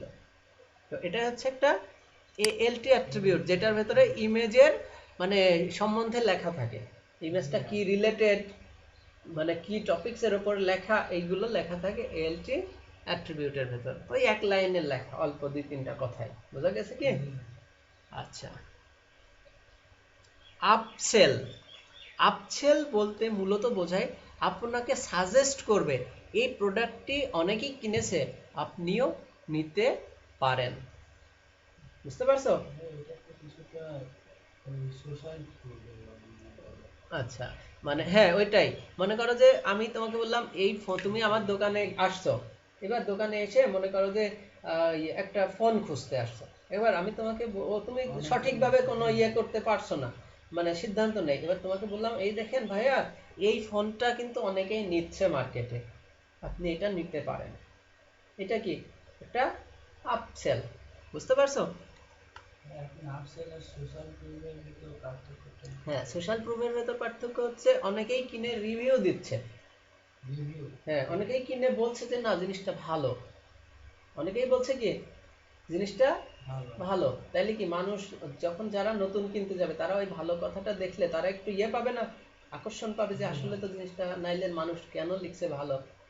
তুমি যখন একটা কিছু কিনতে যাবে, দেখবে মার্কেটে ইউটিউবে ঢুকে ঢুকে রিভিউ দেখবা, যে আমি তো একটা বাইক কিনবো, কোন বাইকটা ভালো, আমি তো একটা ক্যামেরা কিনবো, কোন ক্যামেরাটা ভালো, বুঝতে পারছো? আচ্ছা, ক্রস সেল, ক্রস সেল মানে আপনি যে প্রোডাক্ট কিনেছেন সেই প্রোডাক্টের রেলিভেন্ট আইটেমগুলো আপনাকে দেখানো, যে আপনি তো একটি ক্যামেরা কিনেছেন, তো আপনার উচিত আপনার ক্যামেরার জন্য একটি ব্যাগ কেনা, আপনার উচিত একটা ক্যামেরার ডিসপ্লে প্রোটেক্টর কেনা, আপনার উচিত সিলিকা কেনা, আপনার উচিত ক্যামেরার নিজস্ব একটা কভার কেনা, আপনার উচিত একটা কিট লেন্স বা আপনার উচিত লেন্স কেনা। তার মানে কি ওই যে রেলিভেন্ট জিনিসগুলো, রেলিভেন্ট বা রিলেটেড জিনিস, বুঝতে পারছো? তুমি ফোন কিনলে ফোনের বলবে যে একটা দোকানদার, ভাই আপনি একটা ব্যাক পার্ট কিনে নিয়ে যান, নইলে আপনার ফোন তো নষ্ট হয়ে যাবে। তারপর তোমাকে বললো ভাই একটা স্ক্রিন প্রোটেক্টর নিয়ে যান। কি এই জিনিসগুলোকেই বলা হয় কি ক্রস সেল। এগুলো কিন্তু মনে রাখতে হবে খুব ভালোভাবে, ঠিক আছে? কি কনভার্সন ল্যাক, আপনার কোন ক্যাম্পেইন থেকে, মানে আপনার কোনো একটা ক্যাম্পেইন থেকে একটা কাস্টমার আসলো আর তার কনভার্ট হতে হতে কতটা দিন লাগলো, তো মাঝের এই সময়টাকেই মূলত কনভার্সন ল্যাগ বলা হয়। যেমন তুমি আমার একটা অ্যাড দেখে আমার ওয়েবসাইটে, যেমন আমি বিভিন্ন ওয়েবসাইটে ঢুকলাম, অ্যাড দেখে ঢুকছি না, এবার ওরা তো আমাকে কাস্টমার মনে করবে। এবার আমি সাপোজ 1 মাস পরে যে মনে করো যে কোনো একটা জায়গা থেকে কিনলাম, এবার ওই মানে ওদের ভেতর থেকেই এবার ওই কোম্পানিগুলো দেখবে যে এই কাস্টমারটা আমার কাছে 1 মাস আগে আসছিল, 1 মাস পরে এসে সে কিনছে, তার মানে কনভার্সন একটা টাইম লাগছে না, এই টাইমটাকেই বলা হয় কনভার্সন ল্যাগ। বোঝা গেছে কি? তো মূলত কাস্টমারকে অ্যানালাইসিস করা, যে কাস্টমারদের কনভার্ট হতে গড়ে কতদিন লাগছে, তো এইসব অ্যানালাইসিস করে আপডেট করা। কারণ তুমি বুঝতে পারো যে আমার কাস্টমাররা এত দেরি হচ্ছে কেন কনভার্ট হতে, তুমি আরো অ্যানালাইসিস করে করে কাস্টমাররা যাতে দ্রুত কিনে ফেলে তোমার জিনিস, এই জিনিসগুলোকে বুঝতে হবে। বোঝা গেছে কি? Attribution modelling. আচ্ছা, প্রোডাক্ট পারচেজ ক্রেডিট, এটা নিয়ে যদিও আলোচনা মনে হয় করছি, আবার আলোচনা করি। একই কাস্টমার বিভিন্নভাবে আপনার সাইটে ভিজিট করতে পারে, যেমন কোনো ক্যাম্পেইন থেকে ফেসবুক, টুইটার, অর্গানিক ইত্যাদির মাধ্যমে। তার মানে কি অর্গানিক মানে অটোমেটিক, গুগলে সার্চ করেও আসতে পারে। আবার মানে ফেসবুক তোমার অর্গানিক ভাবে যেটা আসছে ওইগুলোকে আলাদা করবে, তোমার পেইডের মাধ্যমে যেগুলো আসছে সেইগুলোকে আলাদা করবে। এখন তুমি মূলত কিসের মাধ্যমে আসছো এইগুলোকে বের করাই কি অ্যাট্রিবিউশন মডেলিং এর কাজ। যে কোনো কাস্টমার পারচেস করার পর তাকে কোন জায়গা থেকে এসে প্রোডাক্টটা কিনলো, ক্রেডিট কাকে দেবে। তুমি মনে করো একবার ফেসবুক থেকে আমার সাইটে ঢুকছো, তুমি একবার ঢুকছো গুগল থেকে, একবার ঢুকছো টুইটার থেকে, একবার ঢুকছো লিঙ্কডইন থেকে, এখন তুমি কোনটা থেকে এসে পারচেস করলে? মনে করো তুমি আমার প্রোডাক্ট একটা কিনলে, এখন তুমি কিসের মাধ্যমে? যেমন আমরা নেম চিপে দেখো একটু আগে ঢুকছিলাম আমার ওয়েবসাইটের মাধ্যমে, ঢুকছিলাম না? আবার ঢুকছিলাম ডিরেক্ট গুগলের মাধ্যমে সার্চ ইঞ্জিনের অ্যাড দেখে। তাহলে তুমি কোথায় থেকে যে ওই প্রোডাক্টটা কিনছো এইটা তো ওই কোম্পানির দেখার দরকার আছে, তাইলে ওরা বুঝতে পারবে যে না আমাদের ক্যাম্পেইনটা কোথায় দিলে ভালো পারফরমেন্স পাচ্ছি, আমরা কি ডিসপ্লে অ্যাড দিব। মানে আমার ওয়েবসাইটে যেমন যে অ্যাডগুলো দেখাচ্ছে আমার ওয়েবসাইটে, এগুলোকে বলা হয় ডিসপ্লে অ্যাড। তাহলে আমার ওয়েবসাইটে এমন এই ডিসপ্লে অ্যাডের মাধ্যমেই বেশি কনভার্সন আসছে নাকি পিপিসি এর মাধ্যমে বেশি আসছে, তাহলে ওরা যখন বুঝবে জিনিসটা তখন তো ওরা চেঞ্জ করবে ওদের সিস্টেম, যে না আমরা ডিসপ্লে অ্যাডের দিকে বেশি মনোযোগী হব বা আমরা পিপিসি অ্যাডের দিকে বেশি মনোযোগী হব। তখন কি তারা কি এই সিস্টেমটা চেঞ্জ করবে না? তো এটাকেই হচ্ছে এখন কোন জায়গার জিনিসটাকে তুমি ক্রেডিট দিবা। সাপোজ যদি তুমি দেখো বিভিন্ন মডেল আছে, যেমন ফার্স্ট ক্রেডিট অ্যাট্রিবিউশন বা ফার্স্ট ক্লিক অ্যাট্রিবিউশন মডেল, যেখানে প্রথম যে চ্যানেল থেকে এসছে তাকে দেবে। যেমন আমি নেম চিপে প্রথমে ঢুকলাম কিসের মাধ্যমে? গুগলের মাধ্যমে না? তার মানে কি হতে পারে যে ওই কোম্পানি ধরলো যে গুগলের মাধ্যমে দেখে সে আমার ওয়েবসাইটে ঢুকছে, আবার সে ফেসবুকের মাধ্যমে দেখে ঢুকলো, তার মানে কি গুগলকে সে প্রথমে দেখছে কার কাছে, তাকেই বেশি তোমার প্রায়োরিটি দিচ্ছে। ঠিক আছে? তো ক্রেডিট দেয়, এক কথায় তুমি কাকে ক্রেডিট দিবা। ঠিক আছে? তো কোন চ্যানেল থেকে আসছে এই চ্যানেলটাকে বের করা।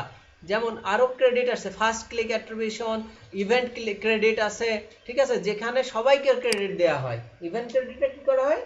সবাইকে, মানে তোমার যেখান থেকেই আসুক, 3-4 জায়গায় ঘুরে আসছো তুমি, তোমাকে ওই 3-4 জায়গাকেই সমানভাবে ক্রেডিট দেবে পার্সেন্টেজ অনুপাতে। ঠিক আছে? তারপরে ফার্স্ট ক্রেডিট মানে যেখানে তুমি প্রথম ক্লিক করছিলে গুগলের মাধ্যমে, তার মানে শুধুমাত্র গুগলকে ক্রেডিট দেবে। আবার লাস্ট ক্লিক আছে, যেখানে শুধুমাত্র সাপোজ তুমি লাস্টে ঢুকছিলে আমার ওয়েবসাইটের মাধ্যমে, তাহলে আমার ওয়েবসাইটের ওইটাকে দেবে লাস্ট ক্লিক অ্যাট্রিবিউশন। বোঝা গেছে কি? আচ্ছা, তো এইগুলো জানা থাকা গুরুত্বপূর্ণ যে আমরা কোন চ্যানেল থেকে বেশি সেল পাচ্ছি। অ্যাট্রিবিউশন মডেলিং বলে দেয় যে এই সেলসে কার কতটুকু ভূমিকা ছিল। বোঝা গেছে কি? আচ্ছা, এটিএল, এটিএল মানে হচ্ছে অ্যাবাভ দ্য লাইন। মূলত টেলিভিশন, পত্রিকা এইসব জায়গাতে অ্যাডভার্টাইজ করি, এইসব জায়গাতে করাকে এটিএল বলা হয়, যেখানে বিশ্বব্যাপী কোনো প্রকার অডিয়েন্সকে টার্গেট না করেই অ্যাডভার্টাইজ করা হয়। বোঝা গেছে কি? মানে তুমি টেলিভিশনে যে অ্যাডগুলো দেখো, এই অ্যাড কি মাঠের লোকও দেখে, ভ্যানওয়ালাও দেখে, আবার ওই ধনী কোটিপতি মানুষও দেখে, আবার বাস ড্রাইভারও দেখে, তুমিও দেখো, আমিও দেখি টেলিভিশনের অ্যাড, দেখে না? পেপার পত্রিকায় অ্যাডগুলো আসে, এগুলো কি সবাই দেখে না? দেখে তো? তাহলে এটা কি কাউকে ওরা ধরতে পারে যে কে আমার একটা দেখছে? তাই এটাকেই বলা হয় কি এটিএল। বোঝা গেছে? বিটিএল, বিটিএল মানে বিলো দ্য লাইন, নির্দিষ্ট কোনো এলাকায় বিভিন্ন অফার দেয়া বা প্রোডাক্ট সেল করা হয়, এটাই হলো বিটিএল। যেমন কিছু কিছু জিনিস কোম্পানি দেখবা কিছু কিছু এলাকায় কিছু কিছু অফার দেয়। যেমন কিছুদিন আগে আমি কোন কোম্পানির যেন একটা অ্যাড দেখছি, মানে প্রোডাক্ট দেখছিলাম, ঢাকাতে অফার দিছে, কিছু কিছু মানে এলাকায় অফার দিছে, মানে দাম কম, পেপসি নাকি স্প্রাইট নাকি ওদের এলাকায় দাম কম, 10 টাকা না কয় টাকা ছাড়, আর ওই জিনিসই আমাদের অঞ্চলে আবার 10 টাকা বেশি। কারণ এদেরকে যদি এসে বলি যে ওখানে এত কম এখানে, তো তখন বললে যে ওইটা ওই অঞ্চলের জন্য শুধুমাত্র। এই ধরনের জিনিসের সম্মুখীন হয়েছো কিনা তুমি? হ্যাঁ, দেখবা আস্তে আস্তে বুঝবা কিছু কিছু অঞ্চলে, যেমন শুধুমাত্র ওই যে বললাম না কিছু কিছু অ্যাড, আমি ঘুরছি, খুব ঘুরছি, এবার আমাকে ওরা দেখছে যে এ এত ঘোরাঘুরি করছে তাও আমার প্রোডাক্ট কিনছে না, তখন তোমাকে হঠাৎ করে একটা অফার দিয়ে দিল, তোমার জন্য থাকছে আজকে 80% ছাড়। যেরকম ওই তোমার হ্যাঁ ডুডলিতে, হ্যাঁ এইটা তো তুমি দেখলে, এবার তুমি মনে করো 10 দিন পার হয়ে গেছে তাও কিনছো না প্রোডাক্ট, ও তোমাকে টার্গেট করবে, দেখি 10 দিনের ভেতর কেনে। 10 দিন পার হয়ে গেলে 11 দিনের দিনে তোমাকে একটা, বা তোমার মতো যারা থাকবে তাদেরকে ওরা একটা অফার মারে দেবে, তোমাদের মানে তোমার জন্য, শুধুমাত্র তোমার জন্য থাকছে 50% ছাড়, তোমার জন্য থাকছে 80% ছাড়। এই অ্যাডটা কিন্তু শুধু তোমরাই দেখতে পারবা যারা যারা ওই টার্গেটে পড়বে। বুঝতে পারছো? বাঘ কি করে, টার্গেট করে তো 1000 হরিণকে যদি তাড়ে, তার ভেতর কি 1000কেই টার্গেট করে তাড়ে? ও যাকে টার্গেট করে তাকেই কিন্তু ধরে। তার মানে তোমাকে ওই কোম্পানি কি করবে, তোমার মতো যাদের পাবে তাদেরকে টার্গেট করবে, শুধু সবাইকে কিন্তু না। সবাইকে তো আর 80-20% বা 90% দিয়ে তো লাভ নাই। তুমি খুব ঘোরাঘুরি করেছো, দেখছে এই মানুষটা তো এটা নিয়ে ঘাটাঘাটি করছে, তাহলে পারে এই যে ট্র্যাকিং সিস্টেমটা তো বুঝতেই পারছো, এই রিটার্গেট যদি একে বারবার দেখাচ্ছে তোমাকে, কিন্তু তুমি বারবারই ক্লিক করছো, বারবার দেখছো জিনিসটা, ইগনোর করছো কম, তখন ও কি করবে, দেখবে যে এর দরকার আছে, তখন তোমাকে আবার একটা ভালো অফার দিয়ে দেবে। এবার তোমার যদি সত্যি লাগি থাকে, তুমি বুঝে থাকলে নিয়ে নিবা। যেমন তোমরা লাইট কিনে নিয়ে আসলে, লাইটের দাম বিভিন্ন জায়গায় ঘুরে ঘুরে দেখলে মেলা টাকা দাম, এবার একটা দোকানদারের কাছে যে যখন এরকম ওয়ারেন্টির একটা প্রোডাক্ট পাওয়া এবং দামটাও মোটামুটি কম দেখছো যে দিচ্ছে, এখন কিন্তু খুব একটা কথা না বলে কিনে ফেলবা। কি এমন করে কিনা মানুষ, যে বিভিন্ন জায়গায় তো দেখলাম এরকম দাম, কিন্তু এখানে তো দেখছি এই দাম, তো ওই যে জিনিসটা, তো তোমাদের সিস্টেমটা এখানে এমন, বুঝতে পারছো? আচ্ছা, টিটিএল, থ্রু দ্য লাইন, যেখানে মানুষ অ্যাকশন নিতে পারবে। যেমন আপনি ইউটিউব, ফেসবুক ইত্যাদি জায়গায় অ্যাড দিলেন, যেমন যেন মানুষ ওখান থেকে ক্লিক করে আপনার সাথে যোগাযোগ করতে পারে, হতে পারে কল করতে পারে বা মেইল করতে পারে ইত্যাদি। বুঝতে পারছো তো? যেমন আমরা, হ্যাঁ যেমন আমরা এই যে এখানে ঢুকলাম, তার মানে কি এখানে এই যে সব নাও একটা বাটন দিয়ে দিয়েছে, দেখছো? কারণ মানে কি আমি মানুষের সাথে এখান থেকে কানেকশন করতে পারছি না ডিরেক্ট। তারপরে হতে পারে এখানে কন্ট্রাক্ট নাও লেখা থাকতে পারে, পারে কি না? পারে তো? তারপরে তোমার এ দেখো গেট স্টার্টেড, তারপরে এক কথায় এখানে কি লেখা আছে যে থ্রু দ্য লাইন, যেখানে মানুষ অ্যাকশন নিতে পারবে। তার মানে কি আমি ওখান থেকে অ্যাকশন নিতে পারছি না? যেমন আপনি ইউটিউব, ফেসবুক ইত্যাদি জায়গায় অ্যাড দিলেন, যেন মানুষ ওখান থেকে ক্লিক করে আপনার সাথে যোগাযোগ করতে পারবে। বোঝা গেছে কি? যেমন কল টু অ্যাকশন বাটন থাকবে, যেখানে ক্লিক করলে বিভিন্নভাবে আপনার সাথে কানেক্ট করতে পারবে, যেমন ফর্ম ফিল আপ করতে পারে বা বিভিন্নভাবে মেইল কালেকশন হতে পারে মেইল দিয়ে, ঠিক আছে? ক্যাম্পেইনের পারফরম্যান্স মেজারমেন্ট করায় কাজটাই হলো ইউটিউব, এটা মনে হয় আলাদা, মানে ইয়ে করতে হবে। এটা বুঝছো কিনা উপরের জিনিসটা? টিটিএল বুঝছো তো? জি ভাই। আচ্ছা, তারপর এইটা পড়ি। ক্যাম্পেইনের পারফরম্যান্স মেজারমেন্ট করাই কাজই হলো ইউটিএম বা আর্চিং ট্র্যাকিং মেথড, এটা নিয়ে আলোচনা করছি।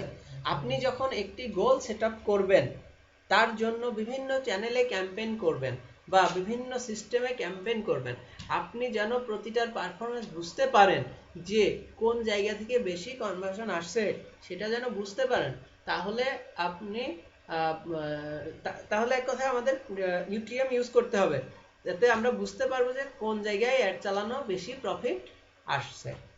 বোঝা গেছে কি? আচ্ছা,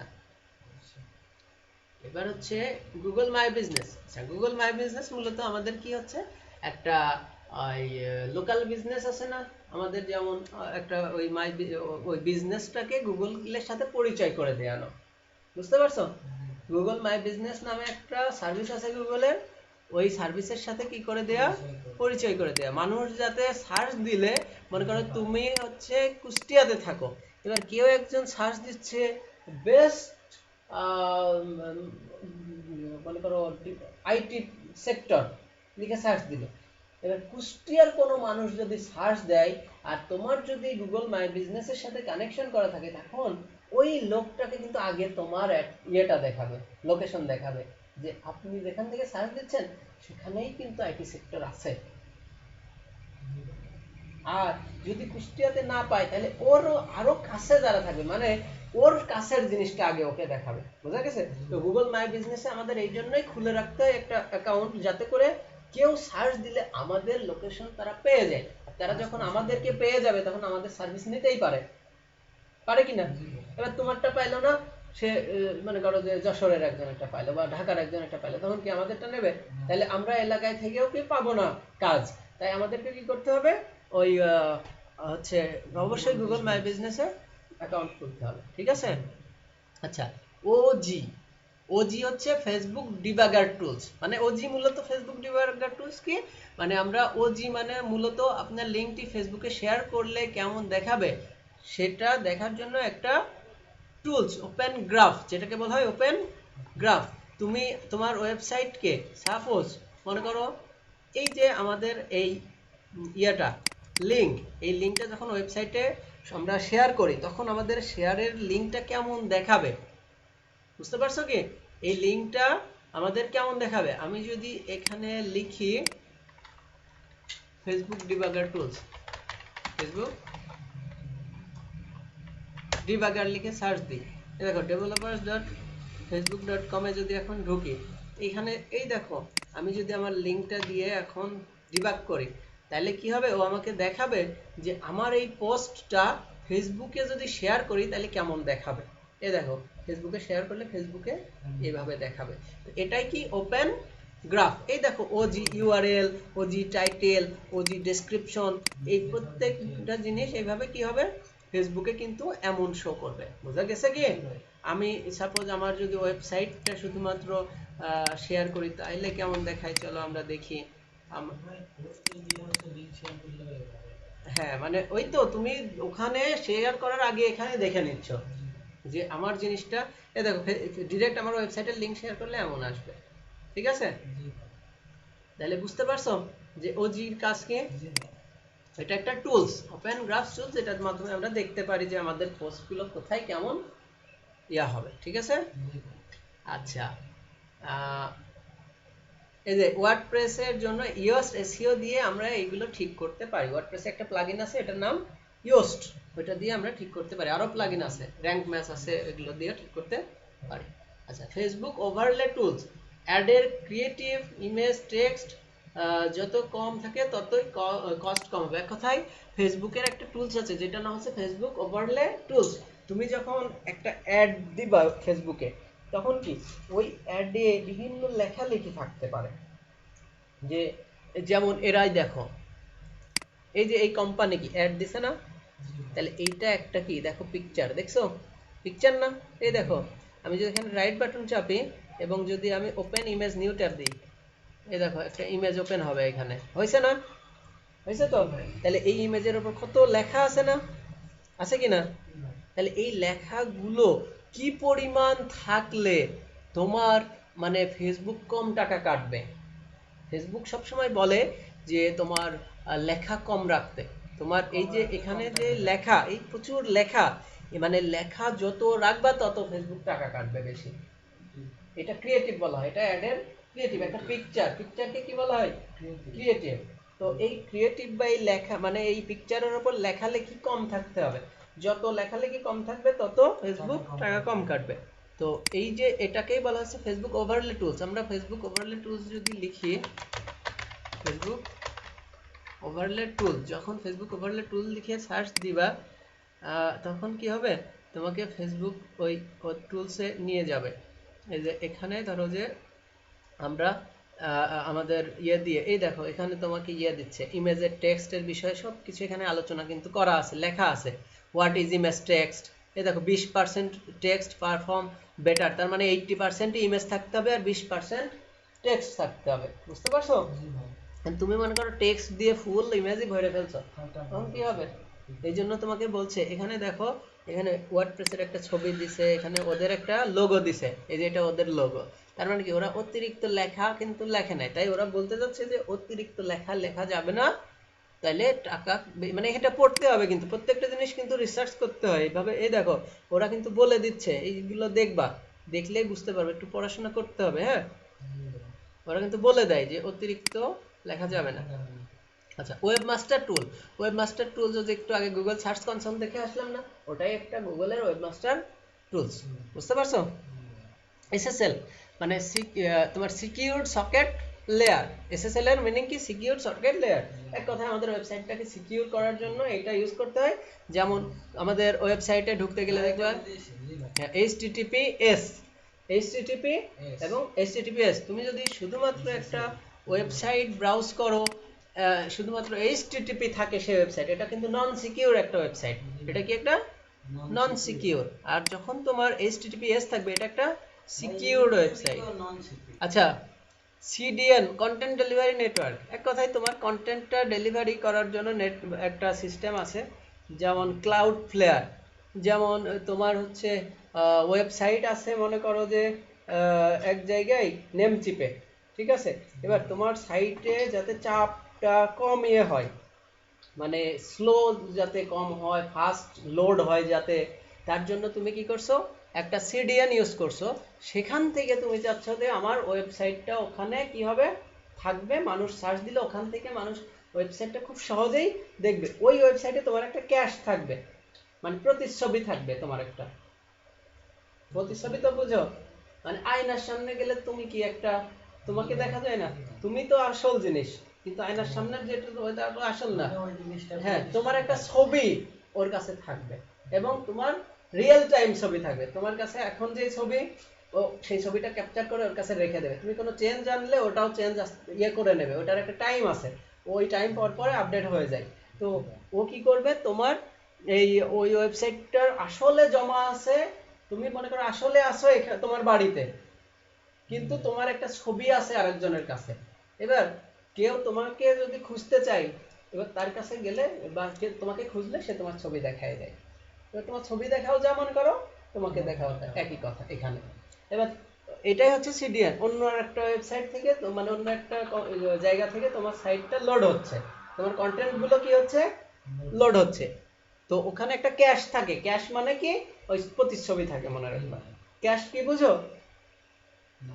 ক্যাশ মানে তোমার ওয়েবসাইটের একটা, হ্যাঁ, ওই মনে করো যে যেমন তোমার ব্রাউজারে, যেমন মনে করো যে আমি যদি এখানে এখন ইয়ে লিখি, এই দেখো নিচে কি কত লেখা চলে আসছে না, অটোমেটিক আসছে তো। হ্যাঁ, এইগুলো কি আমার কুকিজের মাধ্যমে ও কি করছে, ধরে রাখছে। আমি যা যা লিখে সার্চ করছি, দেখছো আমি কি ফেসবুক ওভারলে টুল লিখে সার্চ করছিলাম না, ওয়েব হোস্টিং লিখে সার্চ করছি, ফেসবুক ডিবাগার লিখে, অনলাইন বিডি নিউজ বিডি, এগুলো লিখে সার্চ করছি। তো তাহলে এগুলো কি ও ধরে রাখছে। কুকিজ, ক্যাশ, স্টোরি তিনটা একই। হ্যাঁ, ওই বলতে পারো একদম, মানে সব ইয়ে না, সেম না, রিলেটেড। ক্যাশ বলতে তোমার আসলে ওই যে ইয়ে জমা, তোমার সাইটে যখন ক্লিন করো, দেখো ফোন অনেক সময় ভারী হয়ে যায় না, ক্যাশ ক্লিন করো না, তাহলে ওই ক্যাশটা ধরে রাখে। তোমার ওয়েবসাইটের একটা ক্লোন মানে কপি কি করে, ও অন্য জায়গায় রেখে দেয়, কপি। কিন্তু সম্পূর্ণ যে একদম ফুল ইয়ে রেখে দেয় এমন না, ওখানে জাস্ট একটা প্রতিচ্ছবি থাকে। আয়নার ভেতরের জিনিসটা কি তুমিই, কিন্তু আসলে তো তুমি না। তাই ওর কোনো প্রয়োজন হলে আসল জায়গা থেকে ঠিকই টান দেয়, আসল জায়গা থেকে ঠিকই টান দেয়, কিন্তু যতক্ষণ না ওর প্রয়োজন আছে ততক্ষণ ওইটা দেখাই ও সন্তুষ্ট। যেমন তোমার ওয়েবসাইটের সার্ভার থেকে যদি ইমেজগুলোকে ও বারবার টেনে টেনে লোড করাতে যায়, তখন কি হবে? যেমন মনে করো তোমার ওয়েবসাইটে তোমার হচ্ছে মোবাইলে একটা মনে করো ছবি আছে, পিকচার। এবার তোমাকে বারবার বলা হচ্ছে যে তোমার পিকচারটা আমাকে দেখাও, তো তোমার বারবার ফোল্ডার ঢুকে ঢুকে খুঁজে খুঁজে বের করে দেখানি লাগছে, এটা কি একটা কষ্ট না? আর তুমি ছবিটা ওপেন করে সামনে রেখে দিছো, যেই দেখতে চাচ্ছে এই দেখো, যেই দেখতে চাচ্ছে এই দেখো। তাইলে কি দুটো সিস্টেম কি, একটা ওপেন করে রেখে দিছো আর একটা ভেতর থেকে বের করা হচ্ছে। তার মানে তোমার যখন মনে করো যে প্রয়োজন হবে, তোমার তো হচ্ছে আবার ভেতরে ঢোকা লাগবেই, কিন্তু সামনের উপর একটা তুমি এনে রেখে দিচ্ছ। তো কন্টেন্ট ডেলিভারি নেটওয়ার্কটা এমন যে তোমার যখন তোমার অরিজিনালি নেমচিপ নামক একটা কোম্পানিতে আমাদের সাইটটা লোড করা আছে নেমচিপে, ঠিক আছে? এখন এখান থেকে বারবার লোড হইতে কি হয়, ওই সাইটের ভেতর থেকে টেনে আনতে সার্চ ইঞ্জিনের একটু সময় লাগে। কিন্তু যদি আমি কন্টেন্ট ডেলিভারি নেটওয়ার্ক ইউজ করি, যেমন আমরা ইউজ করছি ক্লাউডফ্লেয়ার, তো এই কন্টেন্ট ডেলিভারি নেটওয়ার্ক কি করে, ও নেম চিপের কাছ থেকে কি করে, আমার সাইটের একটা কপি নিয়ে নেয়। কি নিয়ে নেয়? কপি নিয়ে নেয়। এইবার মানুষ যখনই সার্চ দিচ্ছে, ও কিন্তু আর নেম চিপের কাছে যাচ্ছে না, ও যাচ্ছে ওই কপিটা দেখছে। ও বোঝা গেছে কি? কিন্তু মানে ওই কপিটা কিন্তু ওই মানে জাস্ট একটা কপি করে রেখে দিছে মানুষকে দেখানোর জন্য। এবার মানুষ যখনই কোনো কিছু রিকোয়েস্ট করছে ওর ভেতর থেকে, ঠিকই ওই কপি থেকে আবার নেম চিপের কাছে রিকোয়েস্ট দিয়ে ও জিনিসটা টেনে নিচ্ছে। কিন্তু প্রথম পর্যায়ে যাতে সাইটটা দ্রুত লোড হয়, সাইটটা যাতে দ্রুত লোড হয়, এই কারণে কি করছে, ওই কপিটা দেখানো হচ্ছে। বোঝা গেছে কি? এই আর কি। আচ্ছা, ইউএসপি, ইউনিক সেলিং প্রপোজিশন, এক এক কোম্পানির ইউনিক বিষয়টি যা আমরা কাস্টমারকে দেখাতে দিতে চাই। এক কথায় একটা কোম্পানির এক একটা ইউনিক ব্যাপার থাকে না?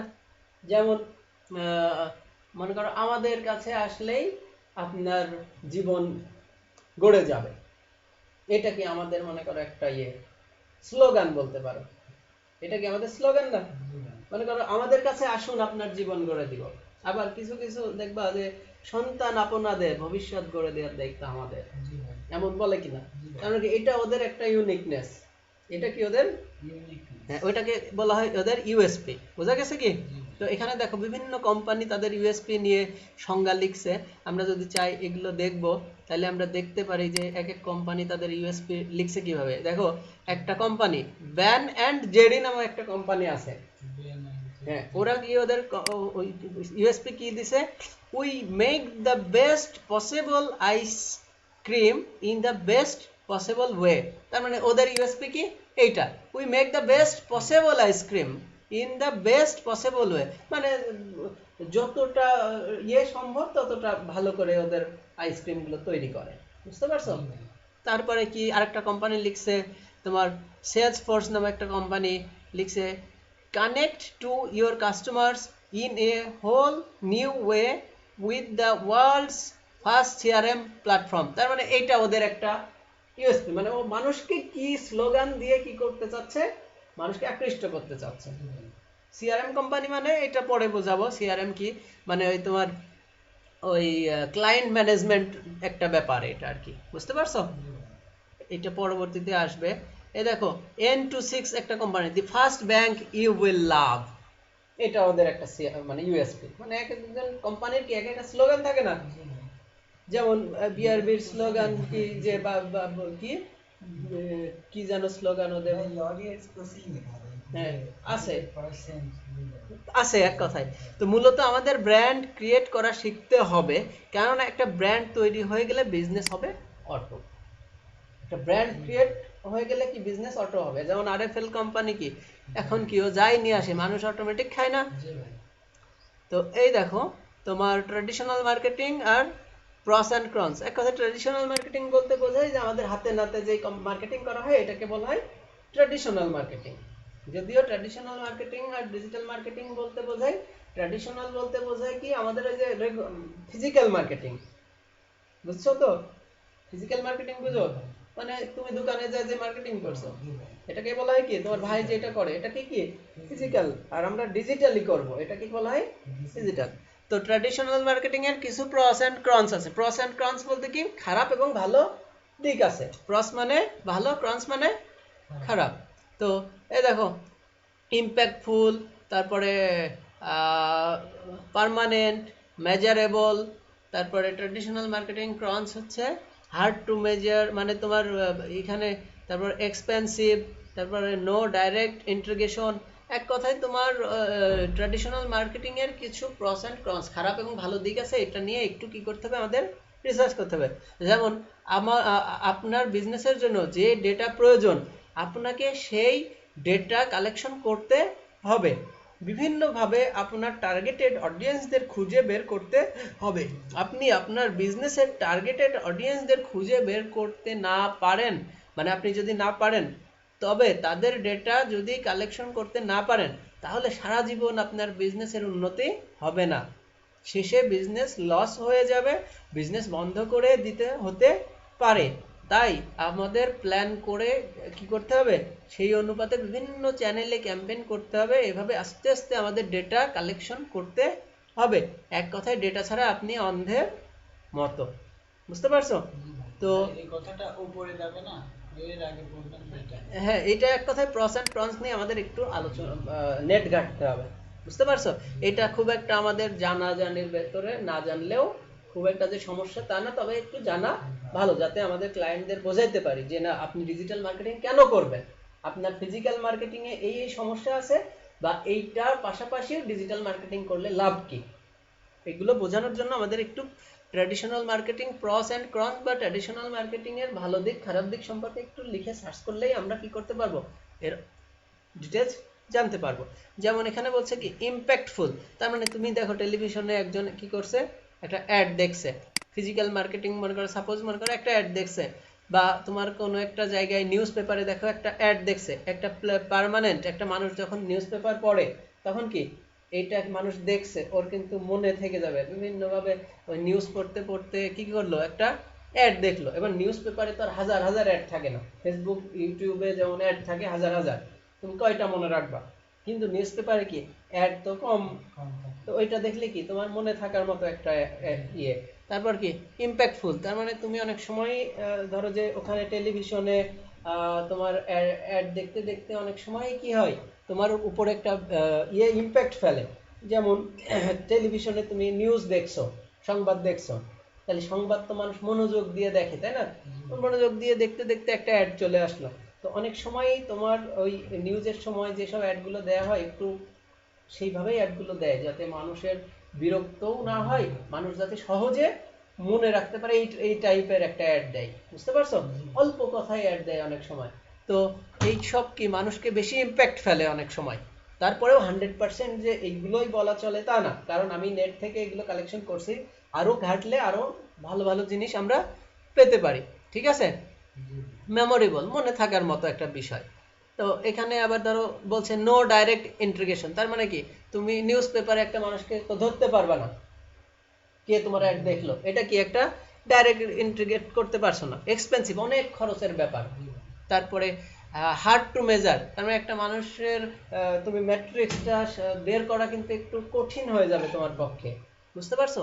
এই বিষয়গুলোই আমাদেরকে কি ট্র্যাডিশনাল মার্কেটিং এর আরো বিষয়গুলো আরো আমরা লিখবো, traditional marketing versus digital marketing, এইভাবে আমরা লিখে লিখে কি করব, সার্চ করব। বোঝা গেছে?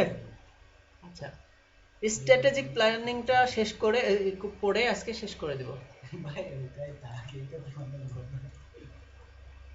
এটা থাকবে আচ্ছা, রিডিং করতে বেশি দেরি লাগবে না, না।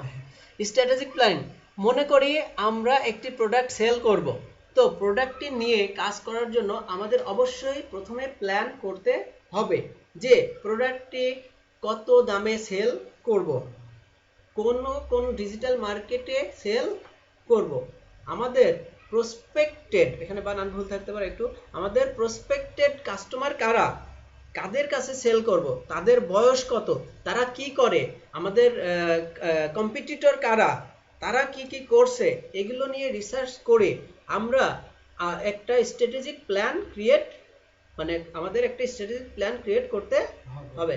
বুঝতে তো পারছো? একটা প্রোডাক্ট তুমি যখন সেল করতে চাচ্ছ, সেই প্রোডাক্টের দাম কত, কেনা কত, ক্যারিং খরচ কত ছিল, এই প্রোডাক্ট কারা কারা সেল করছে, তুমি কাদের কাছে সেল করবা, তাদের বয়স কত, তারা কি করে, এই সব রিসার্চ করে মার্কেটে নামাটাই কি একটা স্ট্র্যাটেজিক প্ল্যান। বোঝা গেছে কি? তো প্রথমেই আমাদের এভাবে প্ল্যান করতে হবে। তারপর বিভিন্ন চ্যানেলে ক্যাম্পেইন, মানে কোথায় কোথায় তুমি ক্যাম্পেইনটা করবা, বিভিন্ন চ্যানেলে ক্যাম্পেইন করতে হবে, দেন সেখান থেকে ডেটা কালেকশন করতে হবে। তারপর সেই ডেটা অ্যানালাইসিস করে করে আমাদের সামনে আরো ভালোভাবে আগাতে হবে।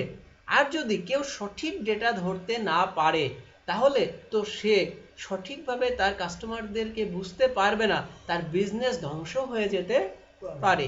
তাই আমাদের সঠিকভাবে ডেটা কালেকশন করতে হবে, তা অ্যানালাইসিস করে করে ইনসাইট ক্রিয়েট করতে হবে, এবং কালেকশনকৃত ডেটা অ্যানালাইসিস করে সামনে আরো ভালো প্ল্যান করতে হবে। তাতে আশা করা যায় আমাদের গোল পূর্ণ হবে। তো মূলত ইনসাইট তৈরি করা মানে একটা, মানে জায়গায় পৌঁছানো যে না আসলে আমাদের কাস্টমার কারা। তুমি তো প্রথমেই তোমার কাস্টমার সঠিকভাবে ধরতে পারবে না, তুমি 2-4টা ক্যাম্পেইন চালাবা, এভাবে চালাইতে চালাইতেই বুঝবা যে তোমার আসল কাস্টমার কারা। তো প্ল্যান ভিত্তিক ও ডেটা ভিত্তিক মার্কেটিং এর সুবিধা হলো আপনি আপনার কাস্টমারের ডেটা কালেকশন করে তার সম্পর্কে চাহিদা, এক কথায় তার সম্পর্কে, তার চাহিদা সম্পর্কে জানতে পারবেন, সে কোন জিনিসে ইন্টারেস্টেড তা জানতে পারবেন। আমরা যদি দেখতে চাই একজন ইউজার বা একজন ওয়েবসাইট ভিজিটরের ডেটাগুলো একটা ওয়েবসাইট কি করে কালেকশন করছে, তবে তার জন্য আমরা ফেসবুক পিক্সেল হেল্পার নামে একটা টুলস ইউজ করে দেখতে পারি। দারাজে গেলে আমরা বুঝতে পারবো, যে আমরা একটু আগে দারাজে যে দেখাইছিলাম যে তারা ফেসবুক পিক্সেল হেল্পার ইউজ করে তারা দেখছে যে, যেমন এ দেখো আমাদের ওয়েবসাইটে ফেসবুক পিক্সেল দেয়া আছে, এখান থেকে আমাকে কি ধরছে, এইটা ধরছে। আমি যদি এই ওয়েবসাইটে যাই, এদের ফেসবুক পিক্সেল দেয়া আছে এইটা। তো তোমরা ফেসবুক পিক্সেল হেল্পার লিখে সার্চ দিলে এখান থেকে তোমরা ফেসবুক পিক্সেল হেল্পারটা ইনস্টল করে নিতে পারবা। বুঝতে পারছো? সার্চ দিবা এবং এর আইকনটা এই দেখো এমন। তারপরে আমাদের ওয়েবসাইটেও যদি আমরা এমন টুলস ইউজ করি, তবে আমরাও আমাদের সাইটের ভিজিটরের প্রতিটা অ্যাকশন ট্র্যাক করতে পারবো। আর এভাবেই আমরা কাস্টমারের চাহিদাগুলো ধরতে পারবো, ডেটা কালেকশন করতে পারবো। একজন ইউজার আপনার ওয়েবসাইটে এসে কোন কোন বাটনে ক্লিক করছে, কোন ফর্ম ফিল আপ করছে কিনা, মানে কোনো ফর্ম ফিল আপ করছে কিনা, প্রোডাক্ট ভিউ করছে কিনা, কোনো প্রোডাক্টটা ভিউ করছে, কোনটা অ্যাড টু কার্টে নিয়েছে, ডিটেইলস আমরা কি করতে পারবো, ট্র্যাক করতে পারবো। কোন কোন পেজ ভিজিট করলেন, কতটুকু স্কোর করলেন, আমাদের সাইটে কতটা টাইম ব্যয় করলেন ইত্যাদি। এবং সেই ডেটা আমরা ফেসবুক, গুগল বিভিন্ন জায়গায় পাঠিয়ে দিতে পারছি, এবং সেখান থেকে আমরা কি করতে পারবো, কনভার্সন আনতে পারবো। ঠিক আছে? তো বাইং বিহেভিয়ারটা আসলে এমন যে কাস্টমাররা প্রথম দেখাতেই কোনো প্রোডাক্ট কিনে ফেলবে এমন নয়, কাস্টমারদের কনভার্ট হতেও কিছুটা সময় লাগে। আর আপনি যদি প্রতিনিয়ত নতুন নতুন কাস্টমারদের সামনে প্রোডাক্ট নিয়ে যান, তবে সেল হওয়ার পসিবিলিটি অনেক কম। কারণ বুঝতেই পারছো, প্রতিদিন তুমি নতুন লোকের কাছে নিয়ে যাচ্ছ, কেউ তোমাকে চেনে না, তোমার প্রোডাক্ট কিনবে? কিন্তু তুমি একই লোকের সামনে 10 বার ঘোরো, তাহলে কি সে তোমাকে চিনে যাবে, তোমার প্রোডাক্টটা কিনতেও পারবে। তাই একই কাস্টমারকে আপনি যখন পুনরায় আপনার প্রোডাক্টটি দেখাবার সুযোগ পাচ্ছেন, তখন ওই কাস্টমারের প্রোডাক্টটি কেনার সম্ভাবনা বেড়ে যাচ্ছে। বুঝতে পারছো তো? কেননা আপনি যখন কোনো ওয়েবসাইটে যে কোনো একটা প্রোডাক্ট নিয়ে খুব বেশি সময় দেন, তারপর ওইটার পিকচারগুলো সময় দিয়ে দেখেন, তখন বলাই যায় যে ওই প্রোডাক্টে আপনার আগ্রহ আছে, আর তাই ওই প্রোডাক্টে আপনি বেশি সময় দিয়েছেন। তো এখন আপনি প্রোডাক্টটি না কিনে চলে গেলেন, কিন্তু ওই যে ডেটা রেখে গেলেন, তখন ওই ওয়েবসাইটের ওই সাইটের ওনার মানে যে মালিক আপনাকে ট্র্যাক করবে। ওই যে ডেটা রেখে গেলে তুমি তার সাইটে বিভিন্নভাবে ওয়েবসাইটে ঘুরলে দেখলে, তখন আপনাকে কি করবে, ট্র্যাক করবে এবং রিটার্গেট করে ওই সেম প্রোডাক্ট ও রিলেটেড প্রোডাক্ট আপনাকে দেখাতে থাকবে। তখন আপনি যদি সত্যিই কিনতে চান তবে আপনি আস্তে আস্তে প্রোডাক্টটি কেনার প্রতি দুর্বল হয়ে পড়বেন। এরপর এমন ট্রিক্সও করা হয় যে আপনি গতকাল ওই ওয়েবসাইট ভিজিট করেছিলেন, প্রোডাক্টের প্রাইস কিছুটা বেশি ছিল, কিন্তু আজ আপনাকে রিটার্গেট করে আপনাকে একটা ভালো অফার দিয়ে দিতে পারে যে আপনি যদি আজ এই প্রোডাক্টটি কিনেন তবে আপনার জন্য 10% ছাড়। তো এভাবেই এই ডেটার উপর ভিত্তি করে আমরা আমাদের ভ্যালুয়েবল কাস্টমারদের রিটার্গেট করতে পারছি, তাদের সামনে পুনরায় যেতে পারছি এবং কাস্টমারদের মাথায় থাকতে পারছি। এক কথায় আমরা অতীতে যে আলোচনাগুলো করছি সেই কথাগুলো এখানে বলা আছে যে ডেটাটাকে কি করতে হবে, আমাদের কালেকশন করতে হবে যাতে একটা কাস্টমার কে রিটার্গেট করা যায়। বুঝতে পারছো? তো এই দেখো কিভাবে ট্র্যাক করে আমাদের ডেটাগুলো নিচ্ছে দারাজ। আমরা যদি এই যে এখানে দেখো আরো জিনিস আরেকবার দেখাই তোমাদের দারাজের ব্যাপারটা।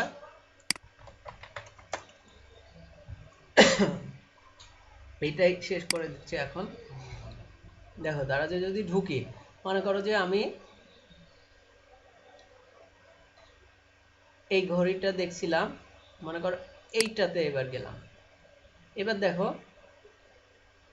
এই যে একটা প্রোডাক্ট, এবার এই প্রোডাক্টের জন্য দারাজ কি করছে, আমার এখানে দুটো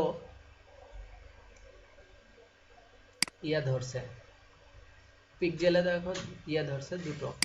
এখন এক একটা প্রোডাক্ট এক এক রকম ভাবে ধরে, কারণ এক একটা কোম্পানির এক একটা প্রোডাক্ট। কোনো কোম্পানি দারাজকে বেশি টাকা দেয়, কারণ দারাজকে টাকা দেওয়ার উপরেও তো দারাজ কাজ করে দেবে তাদের। এখানে কিন্তু দারাজের প্রোডাক্ট না, জানো তো? হ্যাঁ, বিভিন্ন কোম্পানি দারাজে সেল করছে দারাজের মাধ্যমে। যেমন এই ঘড়িটা যদি দেখি আমরা, ডেটা এই যে এখানে দেখবা তোমরা বিভিন্নভাবে ঘুরে দেখবা যে এক একটা ইয়ের ডেটা ধরবে এক এক রকম। যেমন আমি যখন স্ক্রিনশটটা নিয়েছিলাম তোমরা দেখো যে এইটাতে কত ডেটা ধরছে, খালি দেখো তাকায়। মানে আমি এই প্রোডাক্টটা লিখে সার্চ করছিলাম, চলো এই যে ফিলিপস এই প্রোডাক্টটা লিখে যদি তোমরা সার্চ করো, এই দেখো কত ডেটা ধরছে, খালি দেখো। আমি একটু জুম করি, এই দেখো কত ডেটা। এই প্রোডাক্টের নাম, প্রোডাক্টের ভিউ কন্টেন্ট, ওর দাম, দেখছো সব ডেটা কিন্তু ও ধরছে যে আমি এই প্রোডাক্টটা ভিউ করছি, তার মানে কি এই প্রোডাক্টের প্রতি আমার ইন্টারেস্ট আছে। তখন কি দারাজ আমাকে আবার রিটার্গেট করবে যে এই প্রোডাক্টটা দিয়ে আমাকে আবার সে ফেসবুক গুগলে কি করবে, অ্যাড দেবে আমাকে দেখানোর জন্য। আমরা যেমন একটু আগে ওয়েব হোস্টিং এ দেখে আসছি, একটু দেখে শুনে আসছি, আবার আমাকে দেখাচ্ছে। বোঝা গেছে কি? তো আশা করি বুঝতে পারছো। আমরা পরবর্তীতে আরো আলোচনা থাকবে আমাদের। আমরা অলরেডি কত পৃষ্ঠাতে, 35-এ চলে আসছি, আর একটা ক্লাস নিলেই হয়ে যাবে। ঠিক আছে? ঠিক আছে, ধন্যবাদ, সবাই ভালো থেকো এবং ক্লাসটা করো। ওকে।